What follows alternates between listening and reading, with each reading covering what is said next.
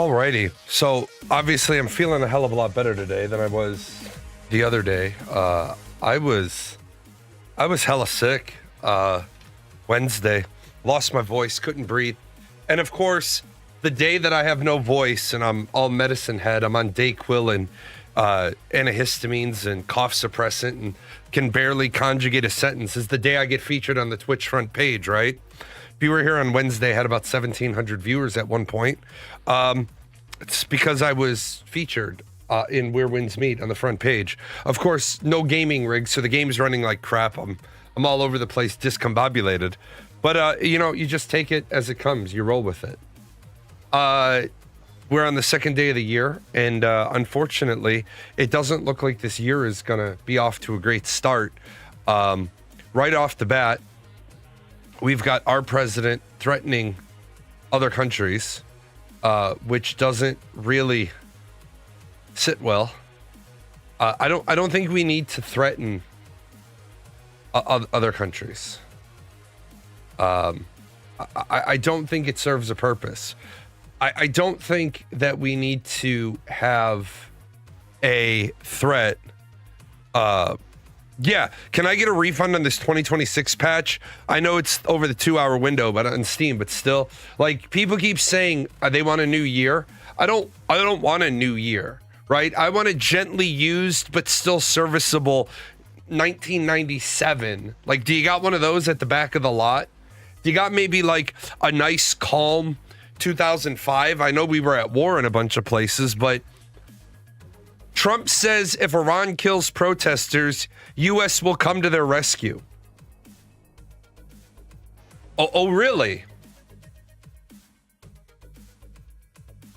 So we care more about Iranian protesters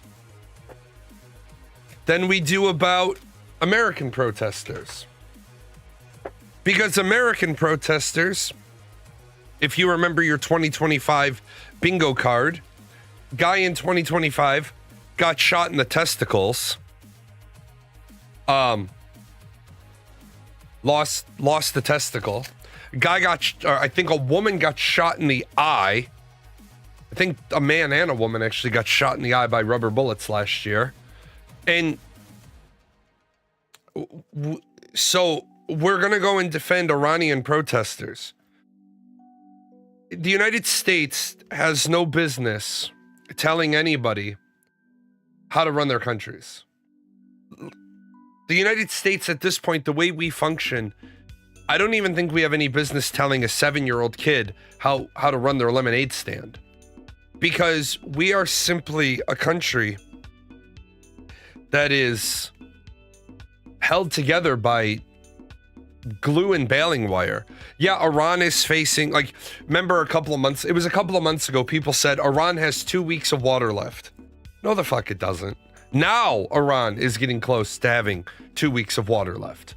Now Tehran is dangerously close to not having water. But it was like months ago, people were like, oh, yeah, there's no water.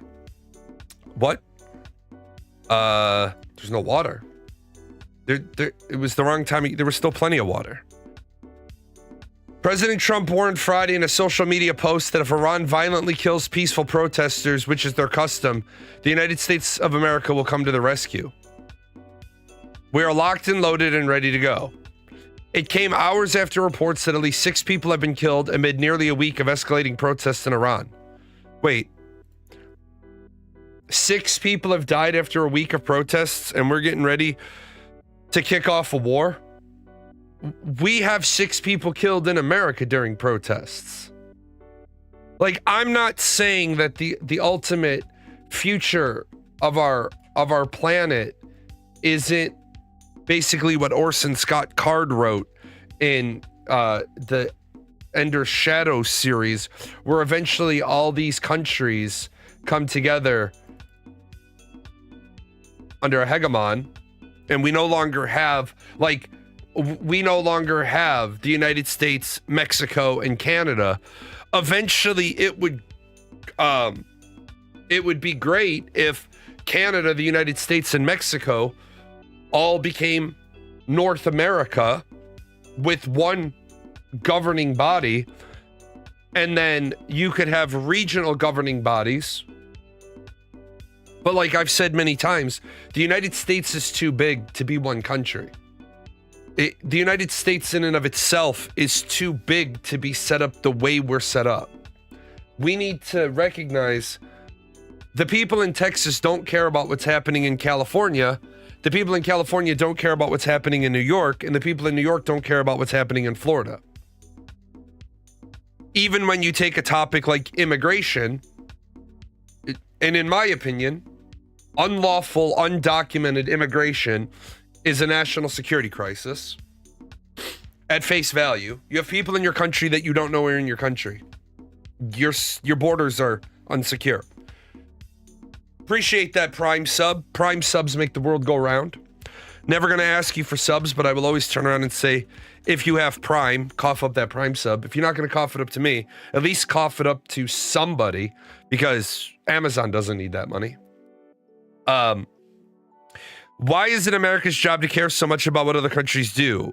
And like, sure, killing people is bad, but seriously, stop. I know, right? And then this one is spot on. If there is no water, then the people will rise up and the death toll will go up for sure. Still unclear what it has to do with my tax dollars. Like, not trying to sound unsympathetic, but we're gonna bomb a country because the only way you can't invade Iran. Like, if you're not familiar with Iran on a map, you're not invading Iran. You're simply not. There's too much. There's too much topographical obstacle to overcome invading Iran. Like, part of why Iran didn't like us in Afghanistan was we were in Iraq, we were in Afghanistan, Turkey's our ally. Iran didn't like the fact that we were on both sides of them. We had an operational airfield in Afghanistan, which makes a huge difference because remember, while the Navy can launch a lot of aircraft off of carriers, they can't launch heavies. I mean, Doolittle aside with the bombing of Japan, the Air Force has the big bombers. We can't launch those off an aircraft carrier. But when we have an operational base in Afghanistan, we can launch our big boys. Now that we don't have that base in Afghanistan, people are like, well, what are we going to do? Bomb them is all we can do. You're not invading this country. You're not invading Iran. Everywhere you turn, there's battlefield logistical nightmares to deal with in Iran. The lack of available fresh water, mountains, stretches of desert where there are no roads. The US military functions really, really well when we can rapidly deploy. We like to be agile. We like to be mobile. We don't want to be crossing a desert in all-terrain vehicles. It's not how we function. But now we're worried about videos and photos from Tehran and other cities posted on social media have shown protesters marching through the streets from early this week, often chanting anti-government, pro-monarchy slogans and sometimes clashing violently with security forces. I don't know why Donald Trump would make the statement that if you kill protesters, we will come to their rescue. Because we can't come to their rescue. There is something to be said about the U.S. meddling in other countries. And the U.S. just needs to leave those other countries alone and let them walk through the natural evolution of their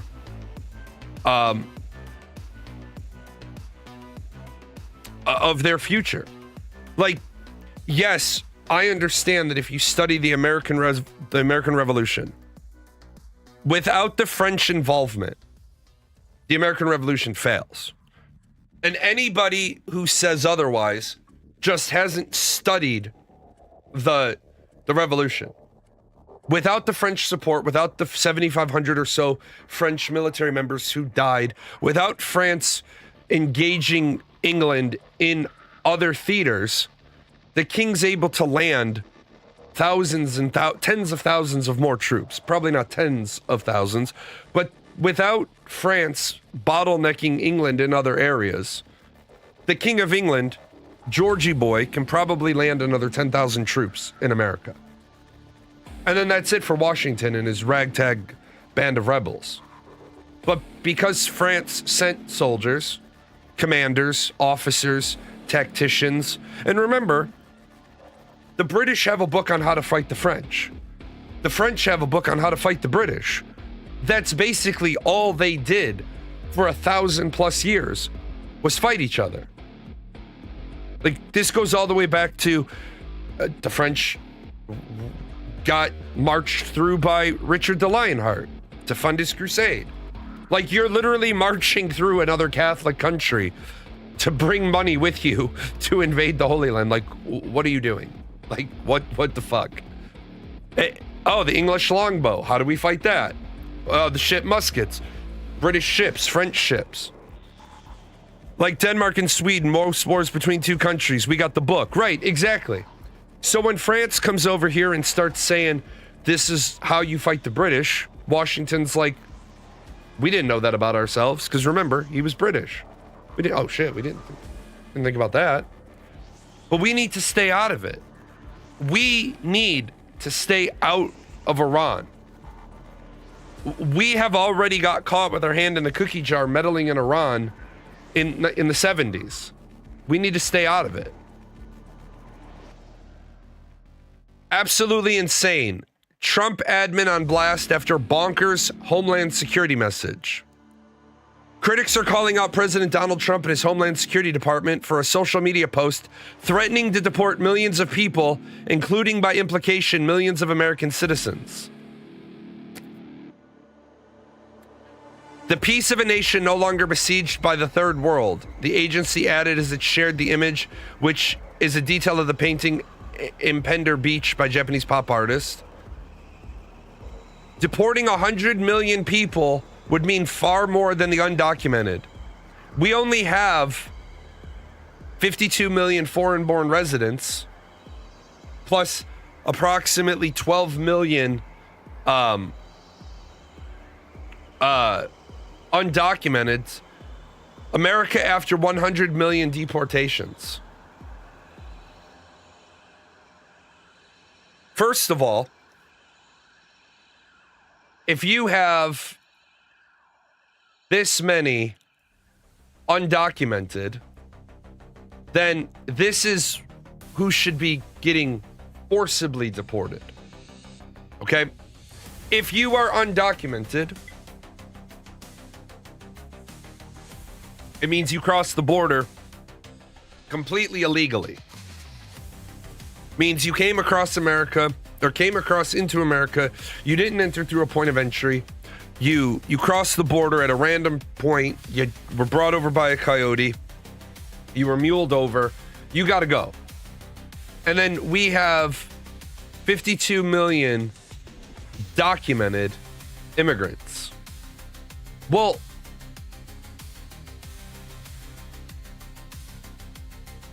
what percentage do we want to keep? And what percentage do we want to, like, get rid of? Because some of those 52 million documented immigrants are here for a purpose. Right when Donald Trump became president last year, they deported a lecturer. It was either on liver or kidney transplant surgery. This doctor was coming into the country because they had a job to teach at an American medical school, because we don't have enough people in this country to teach our next generation of doctors.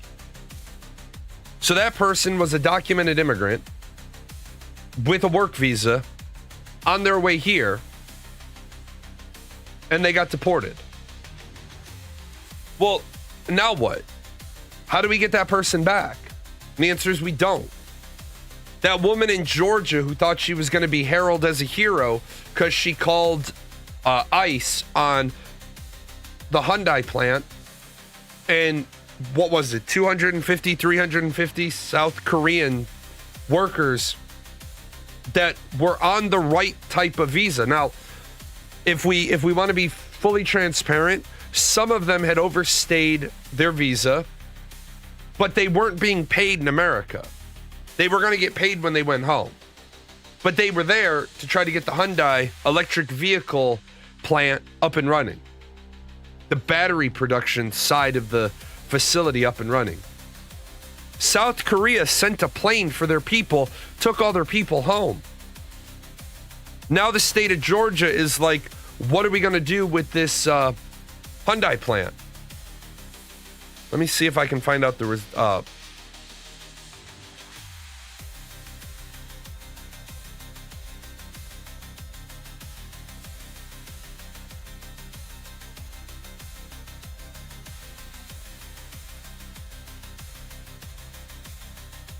Let me see if I can find out what happened with that group of South Korean workers.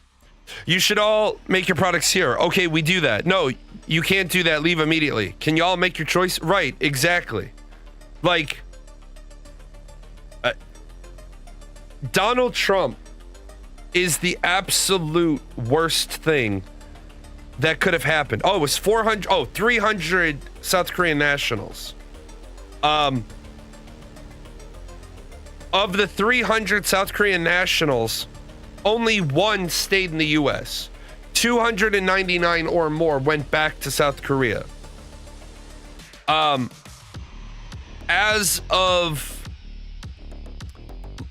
mid-November, which is the last update I can find, only 50 of the engineers had come back.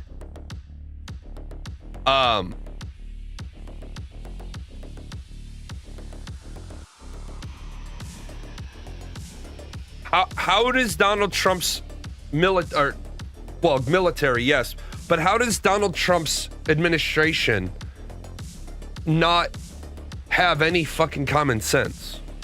And this is a big problem. Because when you have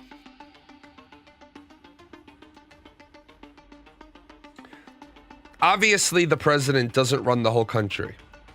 The president has his cabinet secretaries, and his cabinet secretaries then have underlings, and then those people have leadership, But if the tone up here is of an asshole,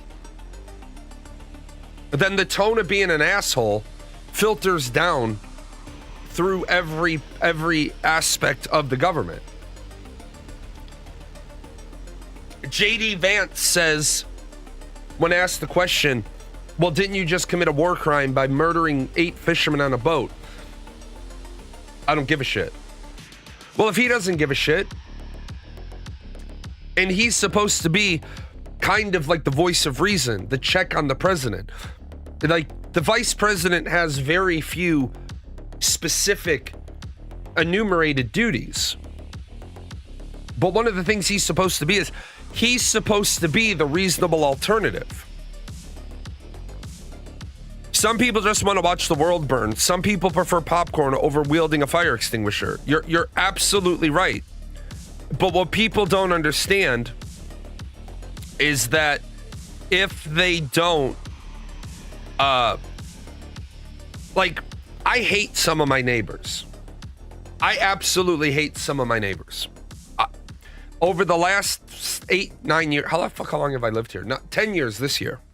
Come July, I will have been here 10 years. Other than my childhood home that I was born in, this will be the longest I've lived in any one building. And by the time I move out of this house, when my kid goes to college, this will be the house I lived in the longest. I hate some of my neighbors. If Freddy Krueger, Pennywise, the Terrifier, Jason, any of them ring my doorbell and says, look, we love that you're a horror guy. We're not going to kill you or your family. Just point us in the direction of some people. I'd be like, oh, them, absolutely. The people behind me, absolutely. In fact, Do you need garbage bags? Do you need me to sharpen up that machete there for you, Jason? What do you need? Like, hey, Leatherface, you need a new chainsaw? I got you. But if their house was on fire, I would help them put their house fire out. Because the last thing I want, the very last thing I want is their house fire starting my house on fire.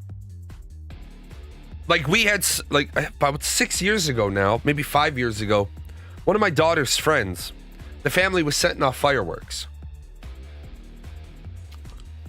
They shot some fire. The family was shot some fireworks off, landed on their roof, tumbled down into the gutter. The gutter was filled with leaves. The gutter caught on fire. The house caught on fire. And then these people wanted to cry poor mouth that the community hadn't banded together to help them. Dumb fuck. For several years prior to that, we told you to stop setting off fireworks because that shit's gonna happen. Couldn't have happened to nicer people though. You know, you're gonna be the asshole setting off fireworks and then your house burns down. Well, nearly burned down. Like, all the years leading up to that, my wife used to kind of like just look at me like I was insane. I get my kids like sparklers and fountains, but I go out there the morning of 4th of July. I go out there with the hose and I wet down the whole lawn. I wet down the deck. I wet down the trees, the bushes. And then I that's the only time of year I actually water. And then I make sure that nothing we get goes up in the air very high. And then just before my kids go out to set off fireworks, I go out and I spray the grass down again. Precautionary. We've had a couple of times over the years where one of them kind of scorches the grass a little bit, turns the grass black. I mean, we have concrete paver blocks I put out on the grass, but we've had some that have rolled off, and the next morning I look at the grass and the grass is kind of scorched. That's why the fuck I wet it down. Not going to be enough to light the whole lawn on fire. Yeah, I set my house on fire and you didn't help. Yeah, that's the story of it. I jokingly said a couple of years ago that the U.S. was a social experiment to see how fucked a society could get if you just left it up to everyone. What will happen? Did that age insanely? Yeah, unfortunately, I wasn't allowed to have a public political opinion when Donald Trump was president the first time, when he first won the election. I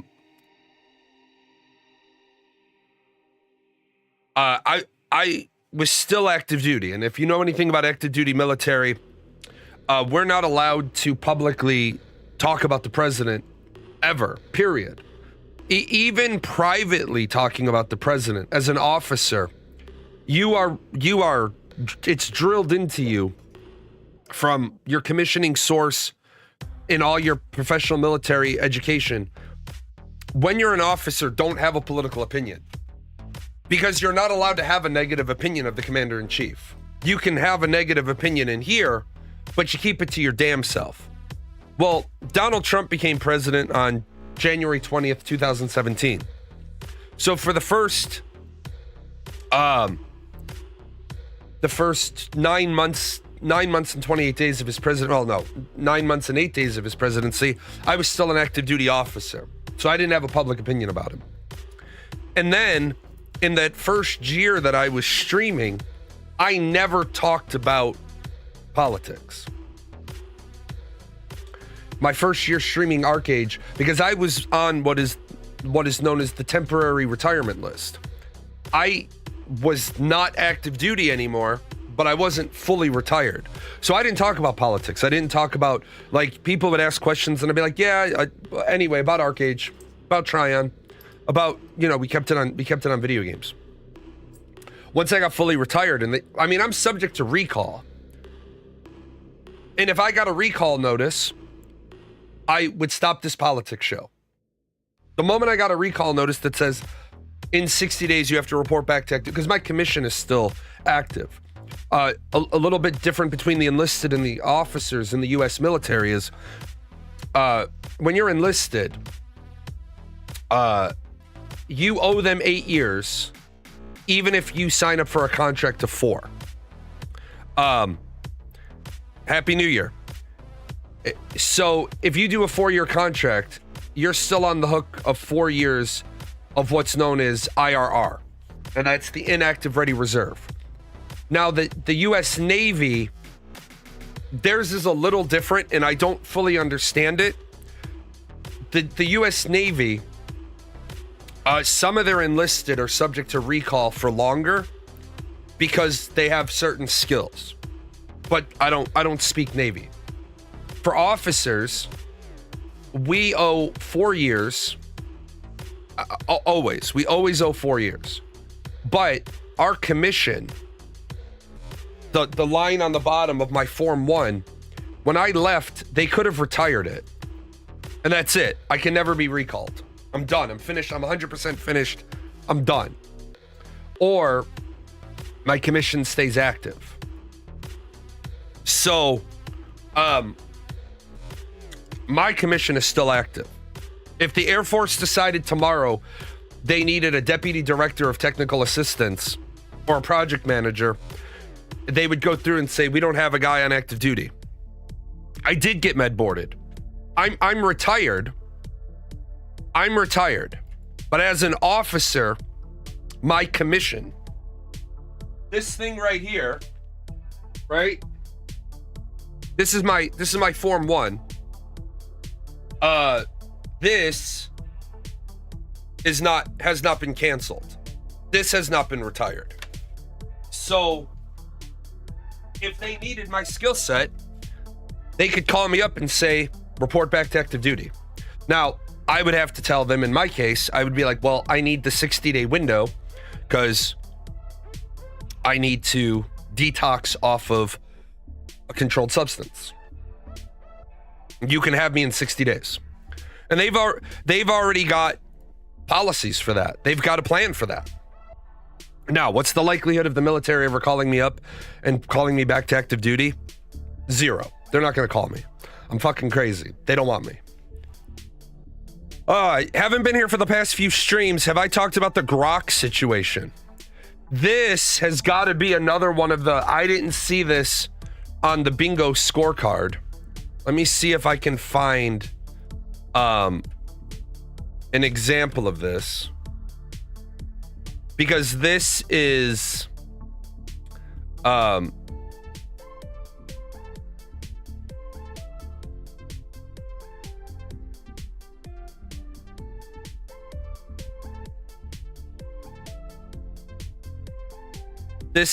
I can't find a good one, but people are using Grok to objectify women.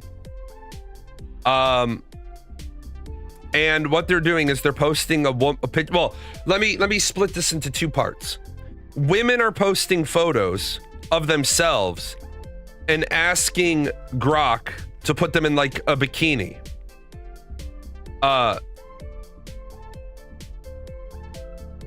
And then some people are using Grok. Like, okay, so this is.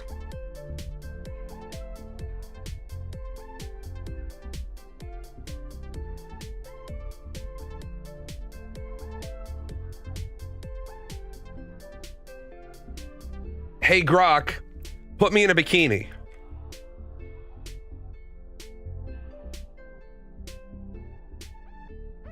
And Grok obliges and puts her in a bikini.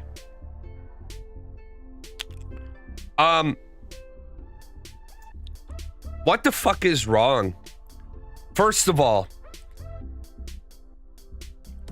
what is wrong with Twitter? Second of all, what is wrong with humanity?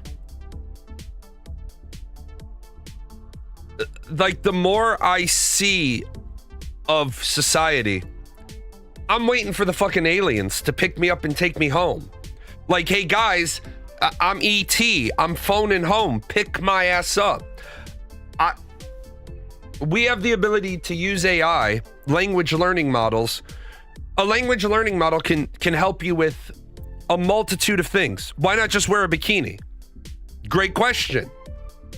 Awesome question. I love it. If you want to show yourself off in a bikini, wear a fucking bikini.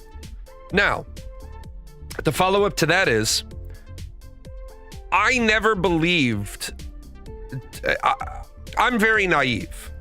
I don't believe in things that are unbelievable. I'm not Alice in Wonderland. I don't accomplish 6 unbelievable things or 6 impossible things before breakfast.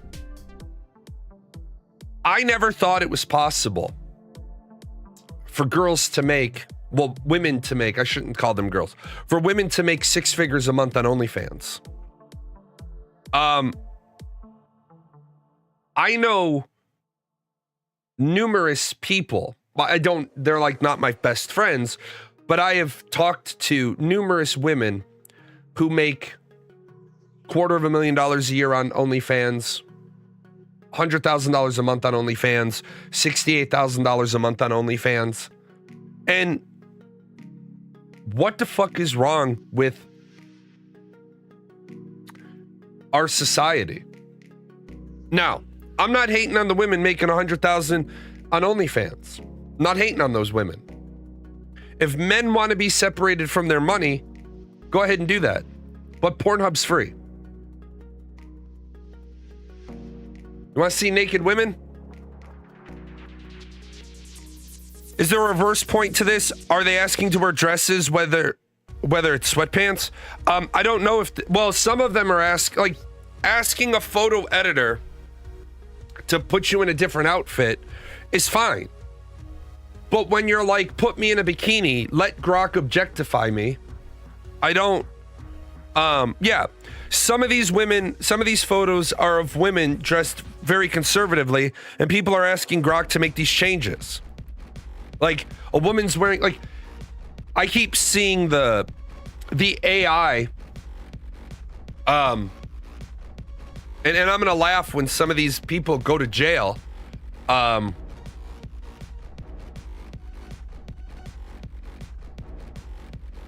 There are people who have been having AI programs put Jenna Ortega, Emma Myers, and Evie Templeton in like softcore porn. She's a fucking minor. Like, she's not even 18. And you're doing this shit, and the staunch reading of the child pornography law is that if you use an AI program to generate Evie Templeton, she doesn't even need to be naked. It just has to be provocative and suggestive and exploitative with a profit. So now I notice that somebody must have gotten wise to that, and they stopped putting her in the images, and now you got the 2 girls from Wednesday with Emma Watson. Emma Watson is a grown-ass fucking 30-some-odd-year-old. But this is what we're like, if you remember the movie Under Siege 2, the main character has a DVD. Remember when DVD ROMs were like, oh my God, you have a DVD ROM. It's like, holy fuck. He says a DVD can be used for beauty or debasement. And of course, when you give the masses a tool that allows them to be perverted, you see the depravity of people. We don't need to have, the common requests have been make them in a different skin color, put them in a bikini, make this person kiss X. And what's so terrible about it is that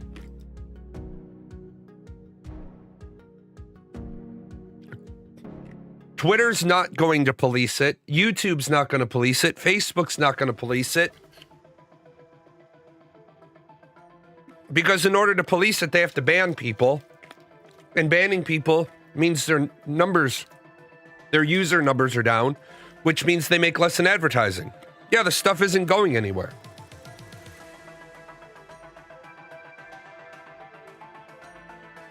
We need an internet Batman. We need to understand that we are in dire straits as a culture, as a society.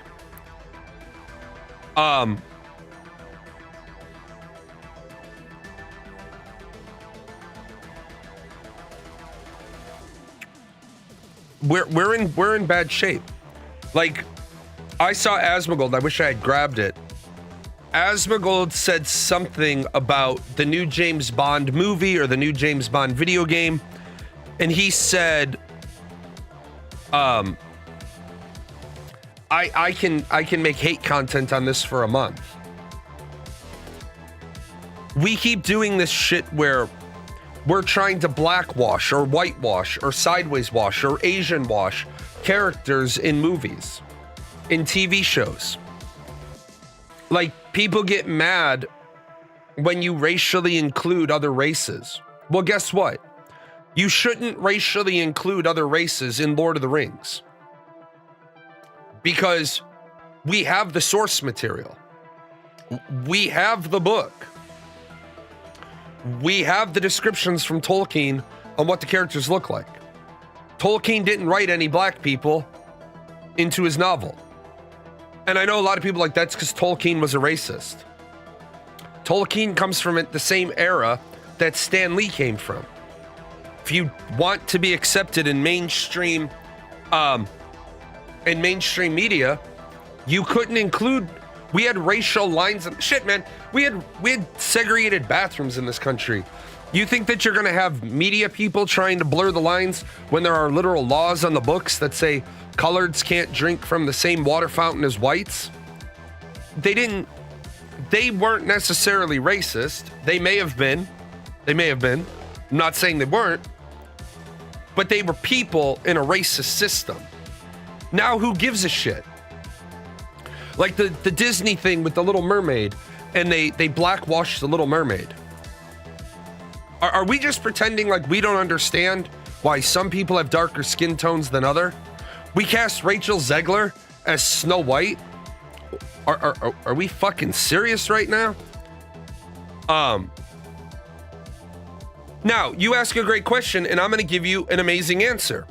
You said, I honestly don't mind seeing a one-off merchant in a story, but like, why do we need a black Superman? If you read the comic series immediately after the death of Superman, right after the death of Superman, I was a big comic book nerd back when the death of Superman came out. It was like that thick. It was fucking amazing. They had 4 Supermen that popped up to try to take Superman's place. Superboy, the guy with the big hammer, the black Superman, and that was really, really well done. 4 superheroes all stepped up to try to be the new Superman. But we don't need to blackwash Ariel. If you're not a big fan of Tiana and the Frog, which I think Tiana and the Frog was very well done. I think that movie is a very good Disney movie. But we didn't need to suddenly make Ariel black. Why would Ariel be black? Ariel lives under the sea. She doesn't need to develop melatonin in her skin to protect her from the sun. Now, I'm not saying that we couldn't have done a black mermaid. Not saying that at all. But I'm saying we didn't need to blackwash Ariel. We didn't need to, like, The Falcon and the Winter Soldier was amazing. The Falcon and the Winter Soldier, great. But we don't need to make Falcon carry around the shield and try to be Captain America because he doesn't have the serum. Now, if they want to go through and they want to give Falcon the Captain America serum, That would make fucking sense. But we gotta stop with all the fucking, like, you can't pretend racism doesn't exist by washing characters over. Like Rachel Zegler, Snow White, Ferris Snow. Snow White should be my color. You wanna write another story, right? Then write a good story. Want to race swap anyone, race swap Wonder Woman, she should be tan. Like, let's be real, Greek people are tan.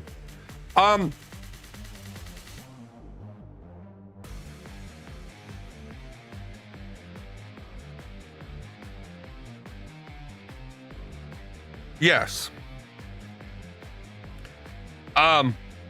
Yes, you are correct. I needed to I needed to confirm. You are correct. But Gal Gadot, she's Israeli. Should they have found somebody darker? Maybe. Maybe. Who'd they cast as Elektra? Jennifer Gardner. Elektra Nachios. Elektra is Greek. We got the whitest of the whitey white actors of Hollywood cast as Elektra. We need to recognize our morals as a society. We're bankrupt morally. We are absolutely bankrupt morally. So it's no surprise that people use Grok to make people nude or make people suggestive or provocative, scandalous. We have no decency. We have no common sense. Like, you keep calling me Jonathan. I don't know why you keep calling me Jonathan. My name is not Jonathan.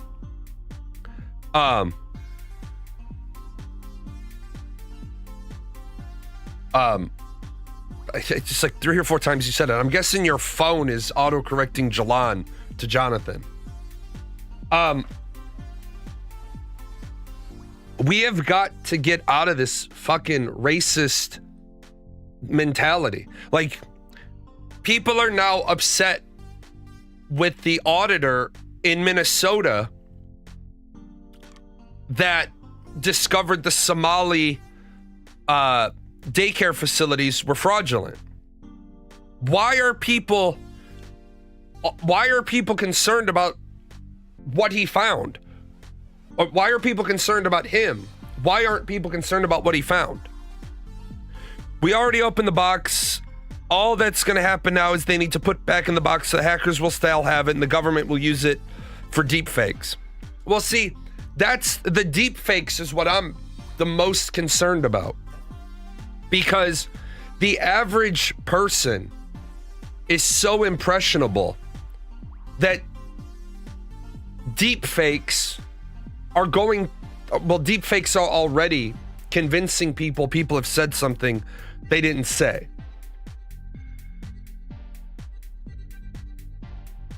So we're already in a ton of trouble. We already have people getting their fucking education through TikTok.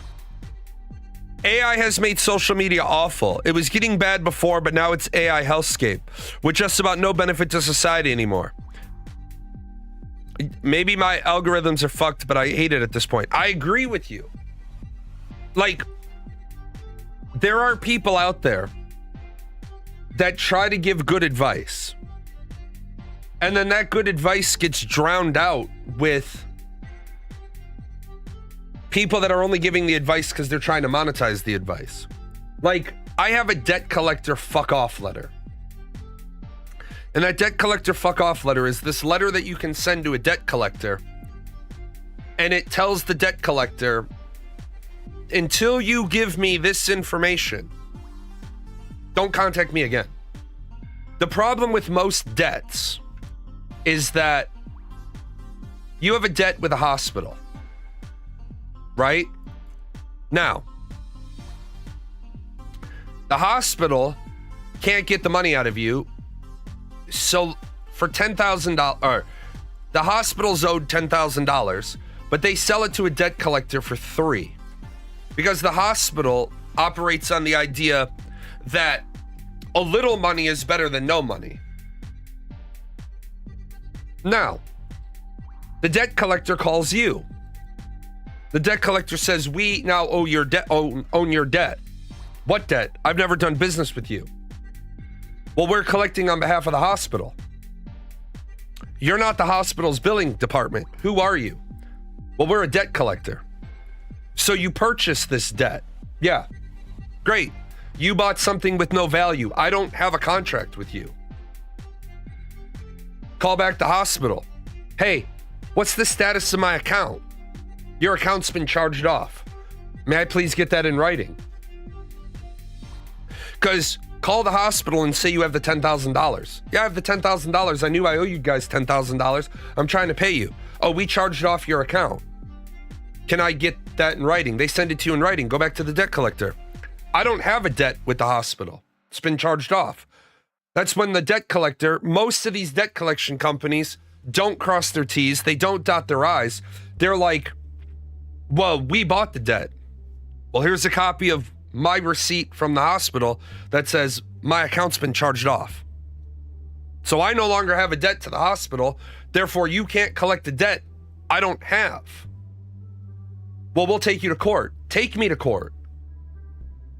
And 9 times out of 10, when you tell a debt collector to take you to court,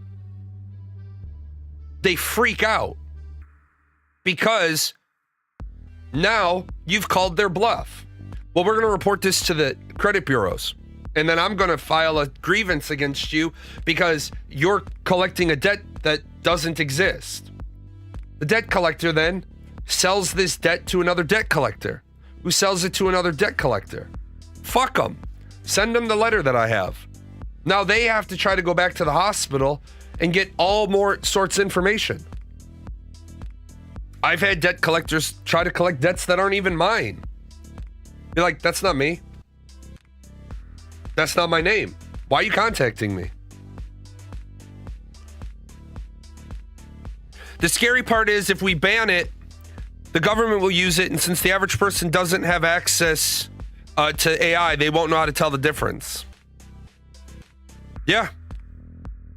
Deep fakes with a couple people saying stuff isn't great, but the problem is when AI is good enough to generate a video of a white cop killing a minority or vice versa, you get a race war. You're right.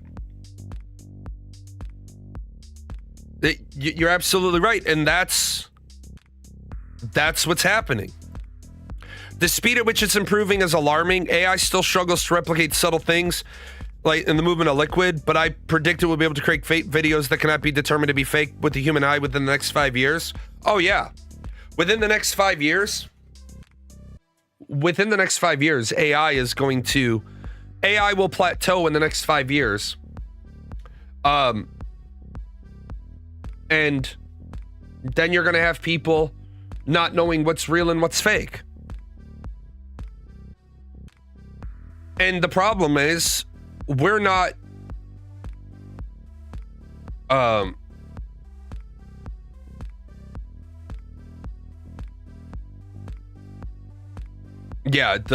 somebody sent me the thing via Discord. Disney is now doing Sleeping Beauty set in Mexico. That pisses me off. Why? Because Mexico has a rich culture of fairy tales and stories and lore. Yeah, Disney is doing a Sleeping Beauty set in Mexico. That pisses me. It's like, that pisses me off to no end. If you go to Ireland, I'm going to use Ireland because I'm from Ireland. I know the lore. You could go to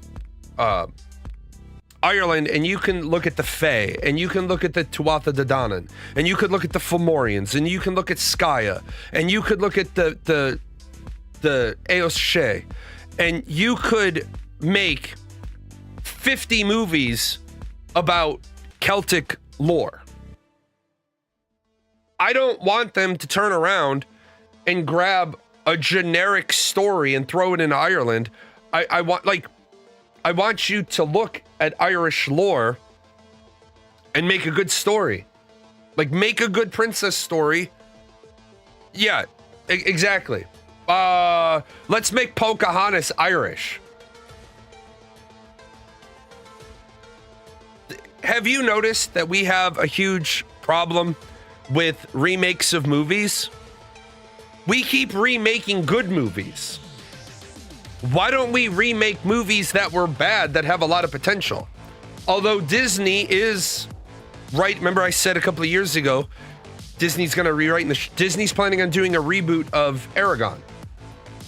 They're doing a reboot of the Chronicles of Narnia. Good. You should. Because the Chronicles of Narnia, the first movie was good. The second was a flop. And then because you sat there scratching your balls and scratching your ass, not knowing what you wanted to do, you couldn't do all of the books in the Chronicles of Narnia series because some of the actors got too old. It's what I love about Warner Brothers doing this new Harry Potter. I don't love a lot of the decisions that they're making, but I love the fact that everybody who signs on to do Harry Potter understand they're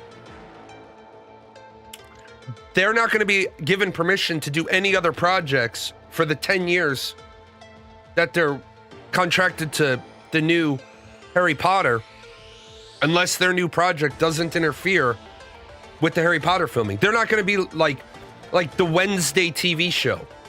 It got delayed because Jenna Ortega was filming Beetlejuice. Well, that's because Netflix didn't lock her in for the second season. They kind of left her in limbo. You feel bad for the guy doing Snape. Bro is probably a good actor, but the fact he got race swapped is going to be on him for no reason. Okay, so the fact that they chose to race swap Snape is, I'm going to jump ahead to where you said Disney is so anti-racist, they are actually racist. Like, why did white people get all the good stories? Let's give these black people white people stories and ignore like all of African history. Yes. It is equally racist, right? We don't know how to we don't know how to properly tell the story. So instead of actually spending a couple of years rolling up our sleeves and diving into African culture and Middle Eastern culture, we're just going to take a black person and whitewash or blackwash the white main character. Like, for example, there is a dance group in England called the Addict Initiative. And they did an amazing on-stage dance for Britain's Got Talent for Hansel and Gretel. Gretel is white, Hansel is black. Guess what? Doesn't fucking work. Marvel a couple of years ago. Sue Storm and Johnny Storm. Johnny's black, Sue is white. They're fucking siblings. Oh, well, what we've done is we've modified it that they're step siblings.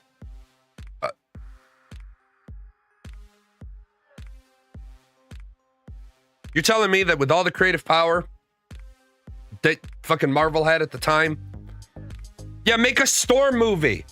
Yes. Make a Bishop movie. Yes. Absolutely. I enjoyed Aragon, was hoping they would continue after the first film. I need to rewatch it and see if it was actually good, or I thought it was not good. Rewatch it. It's not good.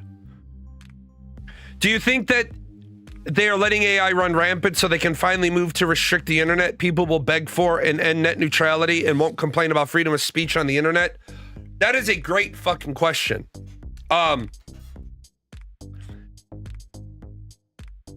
First of all, freedom of speech doesn't apply to the internet. freedom of speech applies very rarely on the internet. What people don't grasp is this.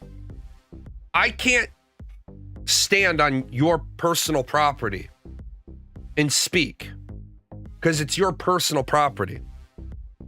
But I can stand on the sidewalk in front of your house, provided there's a justifiable reason for why I've chosen outside of your house. You live on the corner. There you go. I'm not standing outside your house. I'm standing on the corner. Freedom of speech is not absolute, nor should it be. You can't run into a theater and yell fire because it'll cause a panic. Now, you can run into a theater and yell fire if there is in fact a fire. People don't appreciate their freedom of speech. But people think censorship is anytime anybody shuts you down. That's not censorship. That's moderation. You'll notice that I give people time to come onto my show to spout their ridiculous shit so that I can refute it, so I can make content out of it. But if people come in right off the bat with sexism, racism, homophobia, transphobia, they're not interested in having a discussion. Like when I tell people, look, man, look down at your feet. Your toes are over the line of whatever ism they shouldn't be. I don't give a shit. I'm not in your house. I'm not on your Twitch channel. If I'm on your Twitch channel and you want to be a raging racist or sexist, Happy New Year. If you want to be on your Twitch channel and be a raging racist or sexist or homophobe or transphobe, then it's not my business to tell you not to speak that way. It might be somebody's business to report you to Twitch, but it's not my business to tell you not to have these beliefs or not to say these things because you're in your forum. People, for years, we've been trying to cancel people. People tried to cancel Andrew Dice Clay and George Carlin and Dennis Leary and Chris Rock and Richard Pryor because what they said made people uncomfortable. It's okay to be uncomfortable. Growth happens at the edge of your comfort zone. It's like I say to people, you go to the track every day and you walk 1 mile. And your 1 mile time starts at 18 minutes, and then it gets to 17 minutes, then it gets to 15 minutes, then it gets to about 14:30. And then you spend 3 months walking 1 mile and wondering why your 14-minute and 30-second time doesn't get any better. Well, because you're not pushing your comfort zone. So I tell you to start walking 2 miles. And so pretty soon you see that your 1 mile time gets down to like 11:30. And you say, well, how did that happen? Because you went past your comfort zone, you grew, you expanded, and now you're better at the thing you wanted to do. Well, what if I want to get better at walking 2 miles? Walk 3 miles. People need to understand growth is uncomfortable.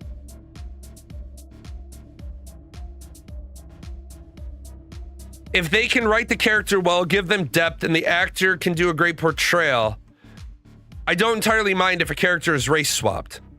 If there's anything wrong with the character, then the race swap problem is much worse because I've already have a hard enough time believing this is the character I'm used to, and now they've written it like shit, and it compounds the original issue. You're right.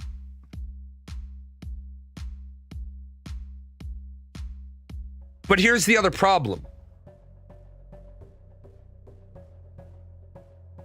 When we're talking about Severus Snape, who the hell were you gonna cast to do a better Snape than Alan Rickman? I mean, you're talking about a literal impossibility. Yeah, you can't. Alan Rickman is an amazing actor. And it's not just the fact that Alan Rickman was an amazing actor. It was the fact that Alan Rickman has such a great story Alan Rickman, I believe, if I recall correctly, he was in his 40s when he started acting.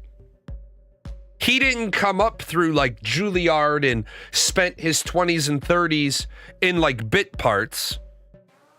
I believe he was 40, 42 when he became when he was Hans Gruber. Let me find out.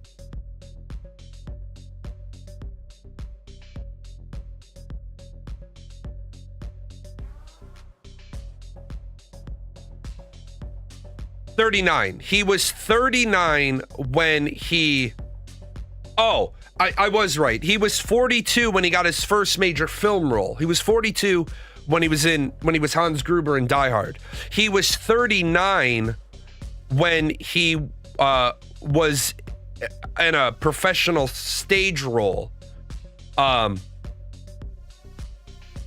he had one stage role prior to being Hans Gruber. He didn't become an actor till he was 39, movie star at 42. And then right after Die Hard, I believe he was the Sheriff of Nottingham in Robin Hood, Prince of Thieves. Alan Rickman is an amazing villain. And then you have Miss Snape, who's, for all we know, is the villain for five books.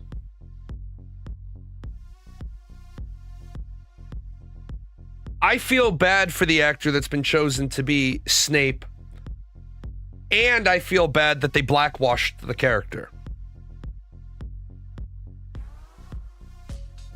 Yeah, they made him a villain in Love Actually. Snape is described in the books as having sickly yellowish skin. How the fuck is he going to turn black? Right, exactly. Now, Emma Watson should never have been cast for Hermione because Emma Watson... Not to go too far down Potter trivia here, people ask all the time by watching the movies, well, Hermione is smart and she's beautiful and she's funny. Why doesn't Harry end up with Hermione? Because Hermione's not supposed to be more attractive than Ginny in the books. Hermione wore braces up until the Goblet of Fire Winter Dance. Hermione had braces on. Hermione was supposed to be, to quote the mainstream media movie, she was supposed to be the Duff. She was supposed to be the dumb, ugly, fat friend, although she was supposed to be the smart, middle, attractive friend. That's why Harry went after Cho and then went after Ginny. Yeah, Ginny gets made into this, in the movies, Ginny gets made into like this perfect angel. She's not.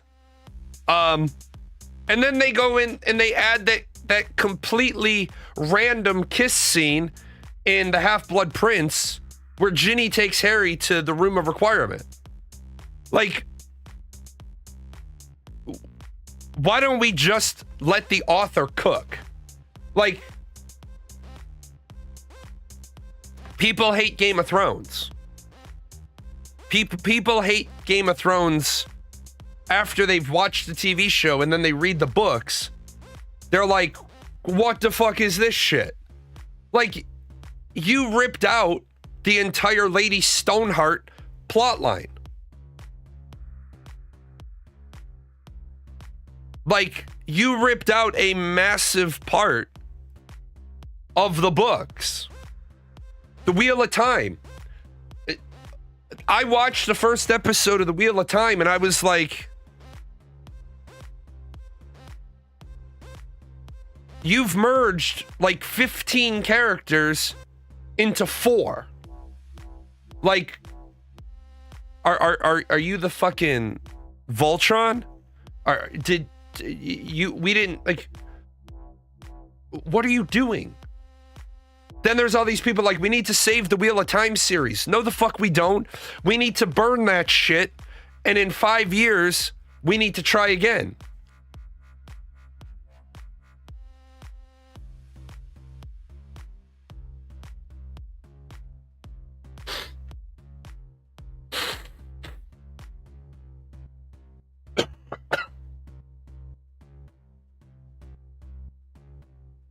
Ugh. Hate being sick. I hate being sick 2 days in a row at the start of the year because now so far I've been sick 100% of the year. My doctor's going to get mad when I call him and tell him that, hey man, I've been sick all year.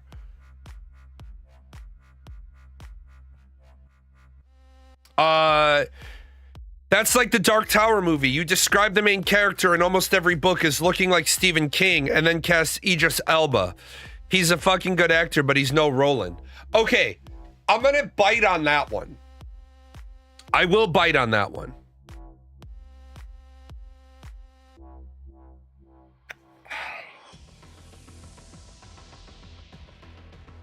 Stephen King is not a great writer.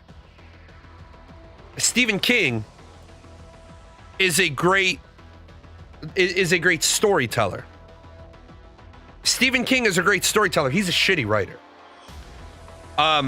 No offense to Brandon Sanderson, but in his last novel of the Way of Kings series, I noticed that Brandon was writing to get it done because there's like one whole page that it was like, and then he said, and then he said, and said, and said, and Kel said, and the king said, and said, and you're like, it's so noticeable because they're really short lines. You're like, holy fuck, man.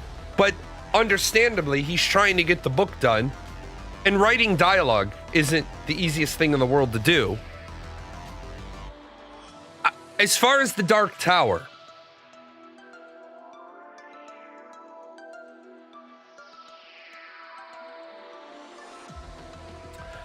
I think the casting of Idris Elba for the Dark Tower was okay because most people had probably never read the Dark Tower. I don't think Idris Elba portrayed Roland accurately to the book. But I think, given what a stinker that movie was overall, I think he did very well. But, again, The Dark Tower should have been a trilogy. And you're just racing along through the story, and you're like, oh.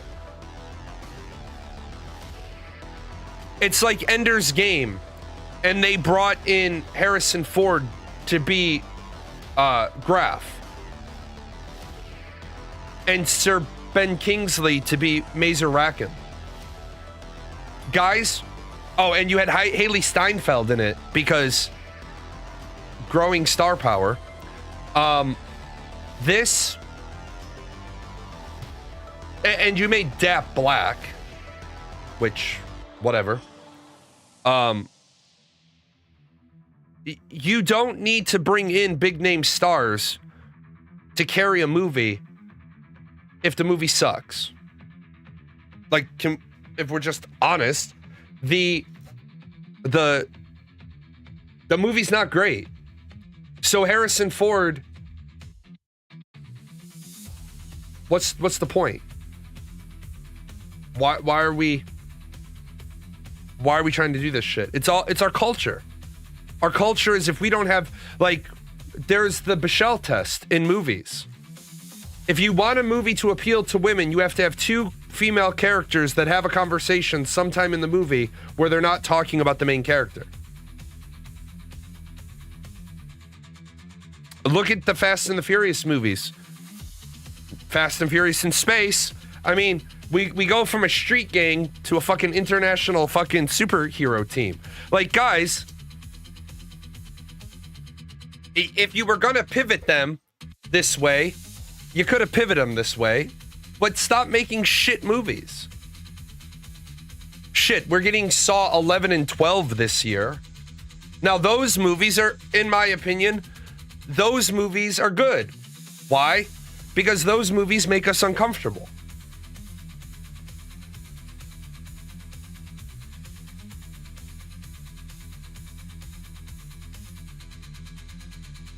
Yeah, from stealing PlayStations to going to space to hit a satellite. Make America Great Again will probably be really, really, really, really, really, really, really uncomfy with this report on how Trump's economy is doing. How the fuck can we even take news seriously? Let's see if I can. There we go. MAGA will probably be really uncomfy. Want to know if Trump's economy is actually doing as well as he promised? Subscribe to the Economic Hate Watch newsletter and never miss out on our monthly update. Hi there, my name is Alexa, and for each month of Donald Trump's presidency, I'm tracking the real numbers achieved by his administration. You're a fucking idiot.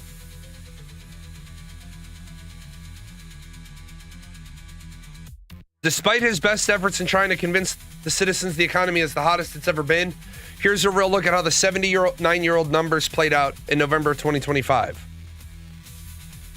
Unemployment. Okay, can I just say this? This is what pisses me off about American journalism.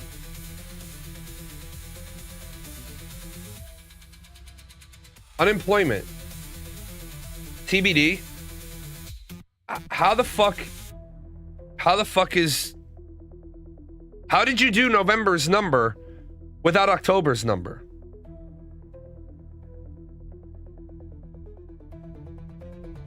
The price of eggs.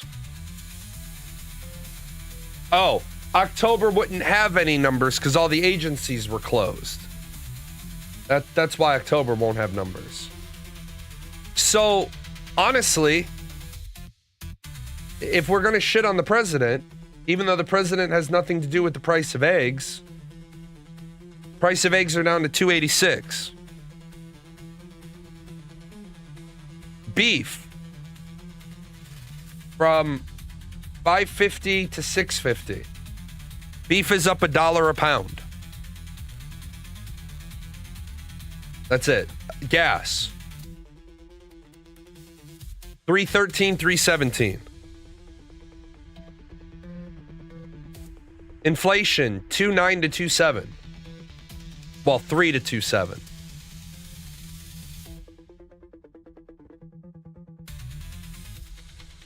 The Dow Jones, up 4.4%, now even. Okay. Later 6 foot. Do I think the Fed chairman being changed in May will affect the economy a lot? Yes, I do. For the worst. The Fed chairman being a Trump lackey is going to kill this country. It is absolutely going to kill this country for so many reasons that people don't understand. Well, it's going to be great if we can get a mortgage at a cheaper rate, but you're not going to get a mortgage at a cheaper rate. You're going to get a mortgage for 30% more than the house is worth at a cheaper rate, because as soon as more people can get mortgages, that drives prices up. Supply of houses is 3. Demand for those houses is 4. The price is going to stay pretty much as listed because you only have 3 houses. You only have 4 people looking. At the end of the day, you only have one loser who doesn't get a house. I don't mean that person's a loser. I mean they lose out. Supply is 3. Demand is 12. Because we lowered interest rates, now more people can get mortgages. The price is going to go through the roof. Because people are going to be like, how much can I, like, when I call the bank, I don't ask the bank, how much can I get financed for? Because I don't want them running my numbers for what they will finance me for. Like, for example, I could get a $700,000 mortgage. All I got to do is walk into the bank and talk to Eileen and say, I need a $700,000 mortgage. And she'll be like, grab a cup of coffee and I'll have this done for you in 20 minutes. It's not going to be a big deal. I'll get pre-approved for $700,000. No problem. I don't want that. I want to walk into the bank and say, Eileen, I want to be pre-approved for $400,000 and not a penny more. So she'll put in client is requesting a $400,000 mortgage. Because I'll pay my closing costs in cash. I don't want to finance my closing costs. I don't want to finance another $45,000. And I'm simply not buying a house for more than $450,000. But there's people out there that'll get pre-approved. They'll go to the bank and they'll be like, what can I get pre-approved for? The bank will pre-approve them for $375,000. Well, what's the flaw in human psychology? When you're approved for $375,000, what do you start looking at? Houses that are $325,000 to $350,000. The truth of the matter is, you should find the house that you want based on what you know you can afford comfortably. My son-in-law, great guy. I won't take a bullet for him. Won't even take a slap in the face for him. I gave him 5 million points on New Year's Eve. Mainly so I could take them away. But that's neither here nor there. He bought a $600,000 house. I thought that was silly. I thought it was silly that my son-in-law and my daughter, early on in their marriage, they're both in their mid-20s. Well, he's mid to late 20s. $600,000 house. Whatever. He made a profit on the house, bought another house, cleaned up the property, didn't like even get to the bulk of the renovations. He just cleaned up all, they spent the first couple of, weeks tidying up the landscaping on the property, mending some fence and getting rid of the garbage. And somebody came along, didn't realize the house wasn't on the market anymore. They ended up making $70,000 in profit on a house just for cleaning up the yard and mending some fences. So they made $70,000 on their $600,000 house. They made $70,000 on this little farmhouse. And so the $140,000 in profit they made paid for the majority of the house that they now live in.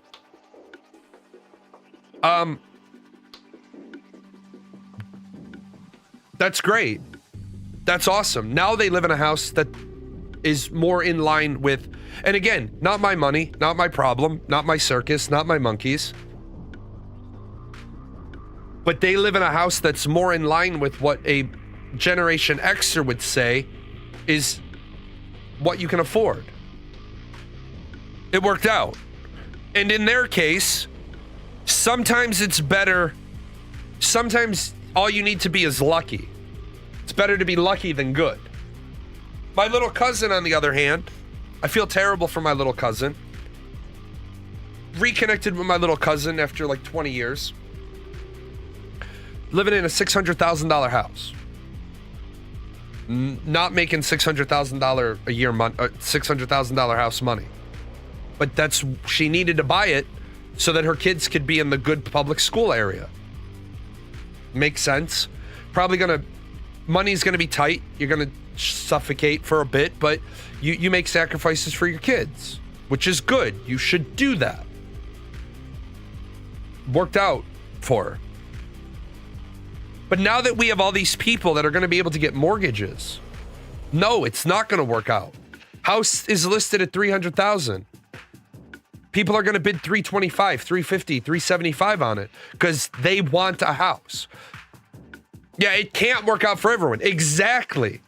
In every business transaction, I don't care how much both real estate agents want to jerk each other off and say this is a win-win-win for everybody. No, the fuck it's not. Watch your real estate agent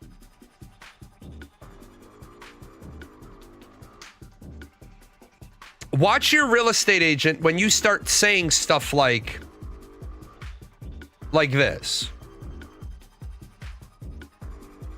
You have a house for sale for $300,000, right? And it needs a $25,000 new roof.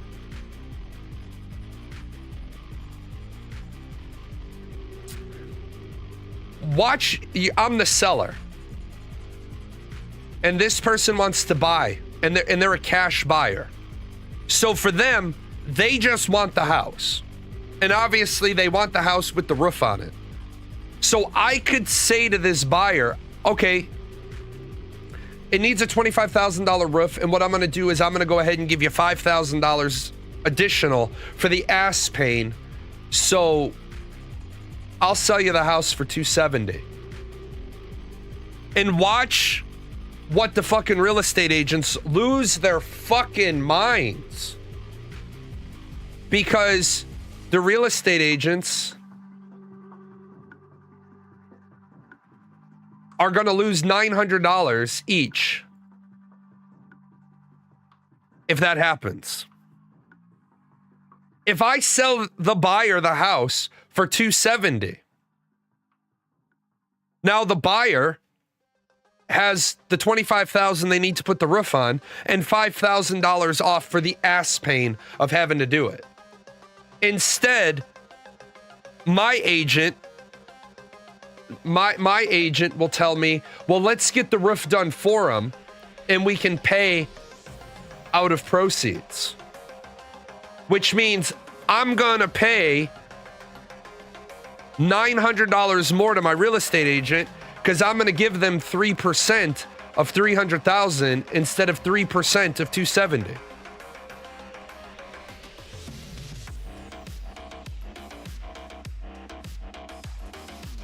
Are there agents using AI to stage homes yet? Yes. I have seen houses where the furniture in them is definitely laid out by AI. Good thing about AI home agents is you know how to fleece AI. There aren't really AI home agents. Because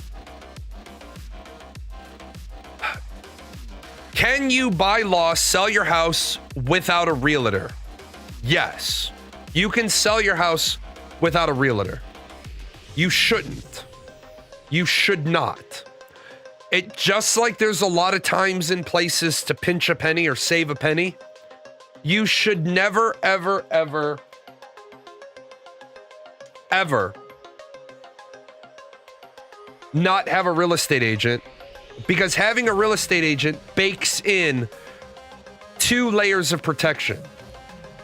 So I'm going to buy this house.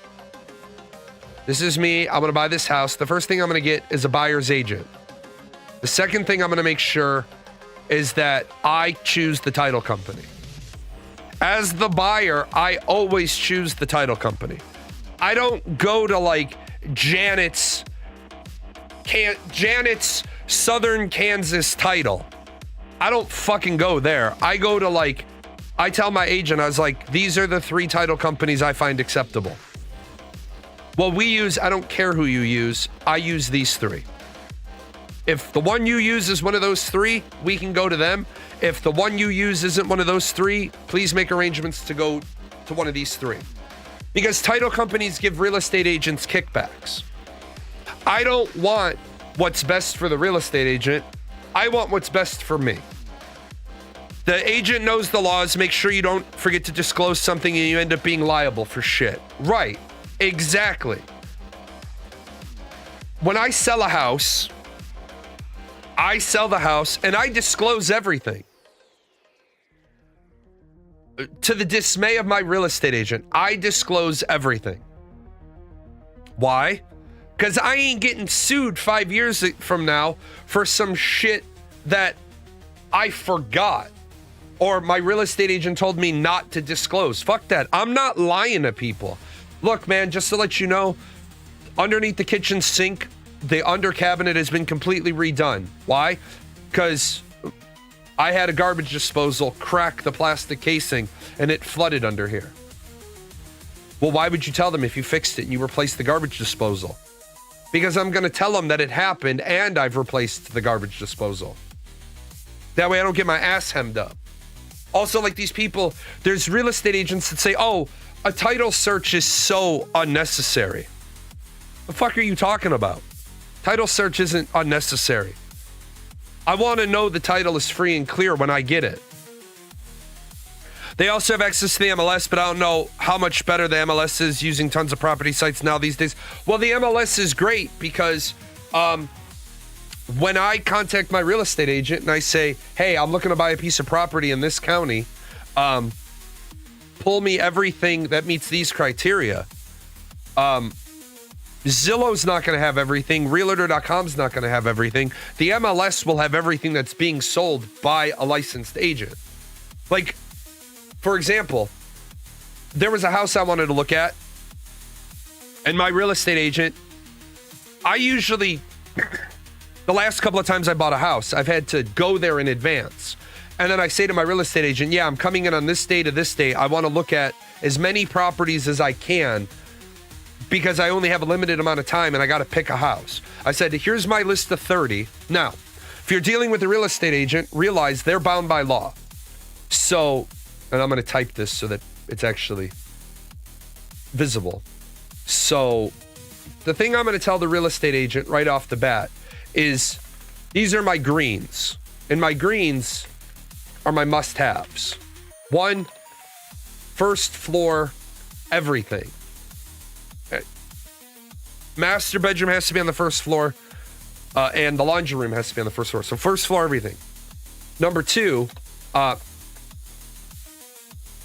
main bath must have tub. Better if separate shower tub, right? 3, we'll just leave it at those two. We'll just leave it at those 2 for now. So I send my real estate agent a list of 30 houses that I'm interested in. And I say, and you got to put this little thing in there. This is the list of 30 houses I would like to see.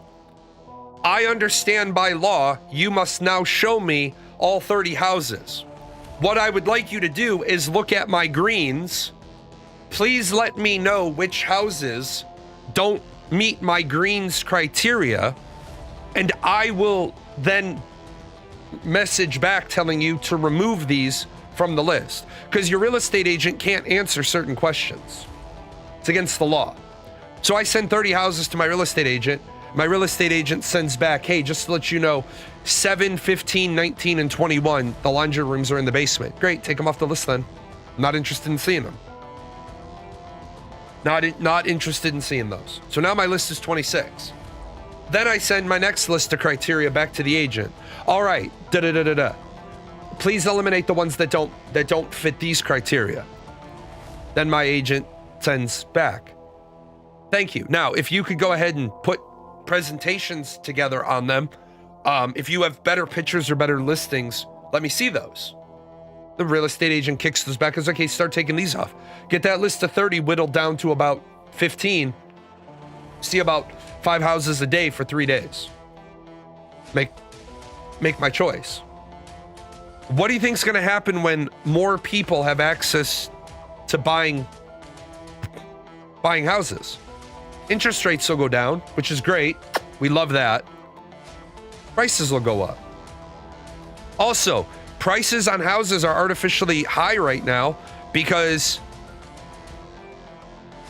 we changed the rules of real estate in the middle of the game. Before, in the old days, in the old days, the seller paid all fees. Back in the day, the seller paid out of proceeds. So that means I pay for my agent, I pay for your agent, I pay closing costs. Well, now one of the things that came about was, well, let's start negotiating who pays closing costs. Because I'm pre-approved for a mortgage of $350,000, but the house only appraised for $325,000. But the people want closer to $350,000. So how do I get there? I pay some of the closing costs. But if we're going to talk about property, how many people don't understand real estate? You should sell your house so other people could have a chance to build equity. Not a bad idea, except say we made it illegal. Say we absolutely single family homes, condos, townhomes may not be rented.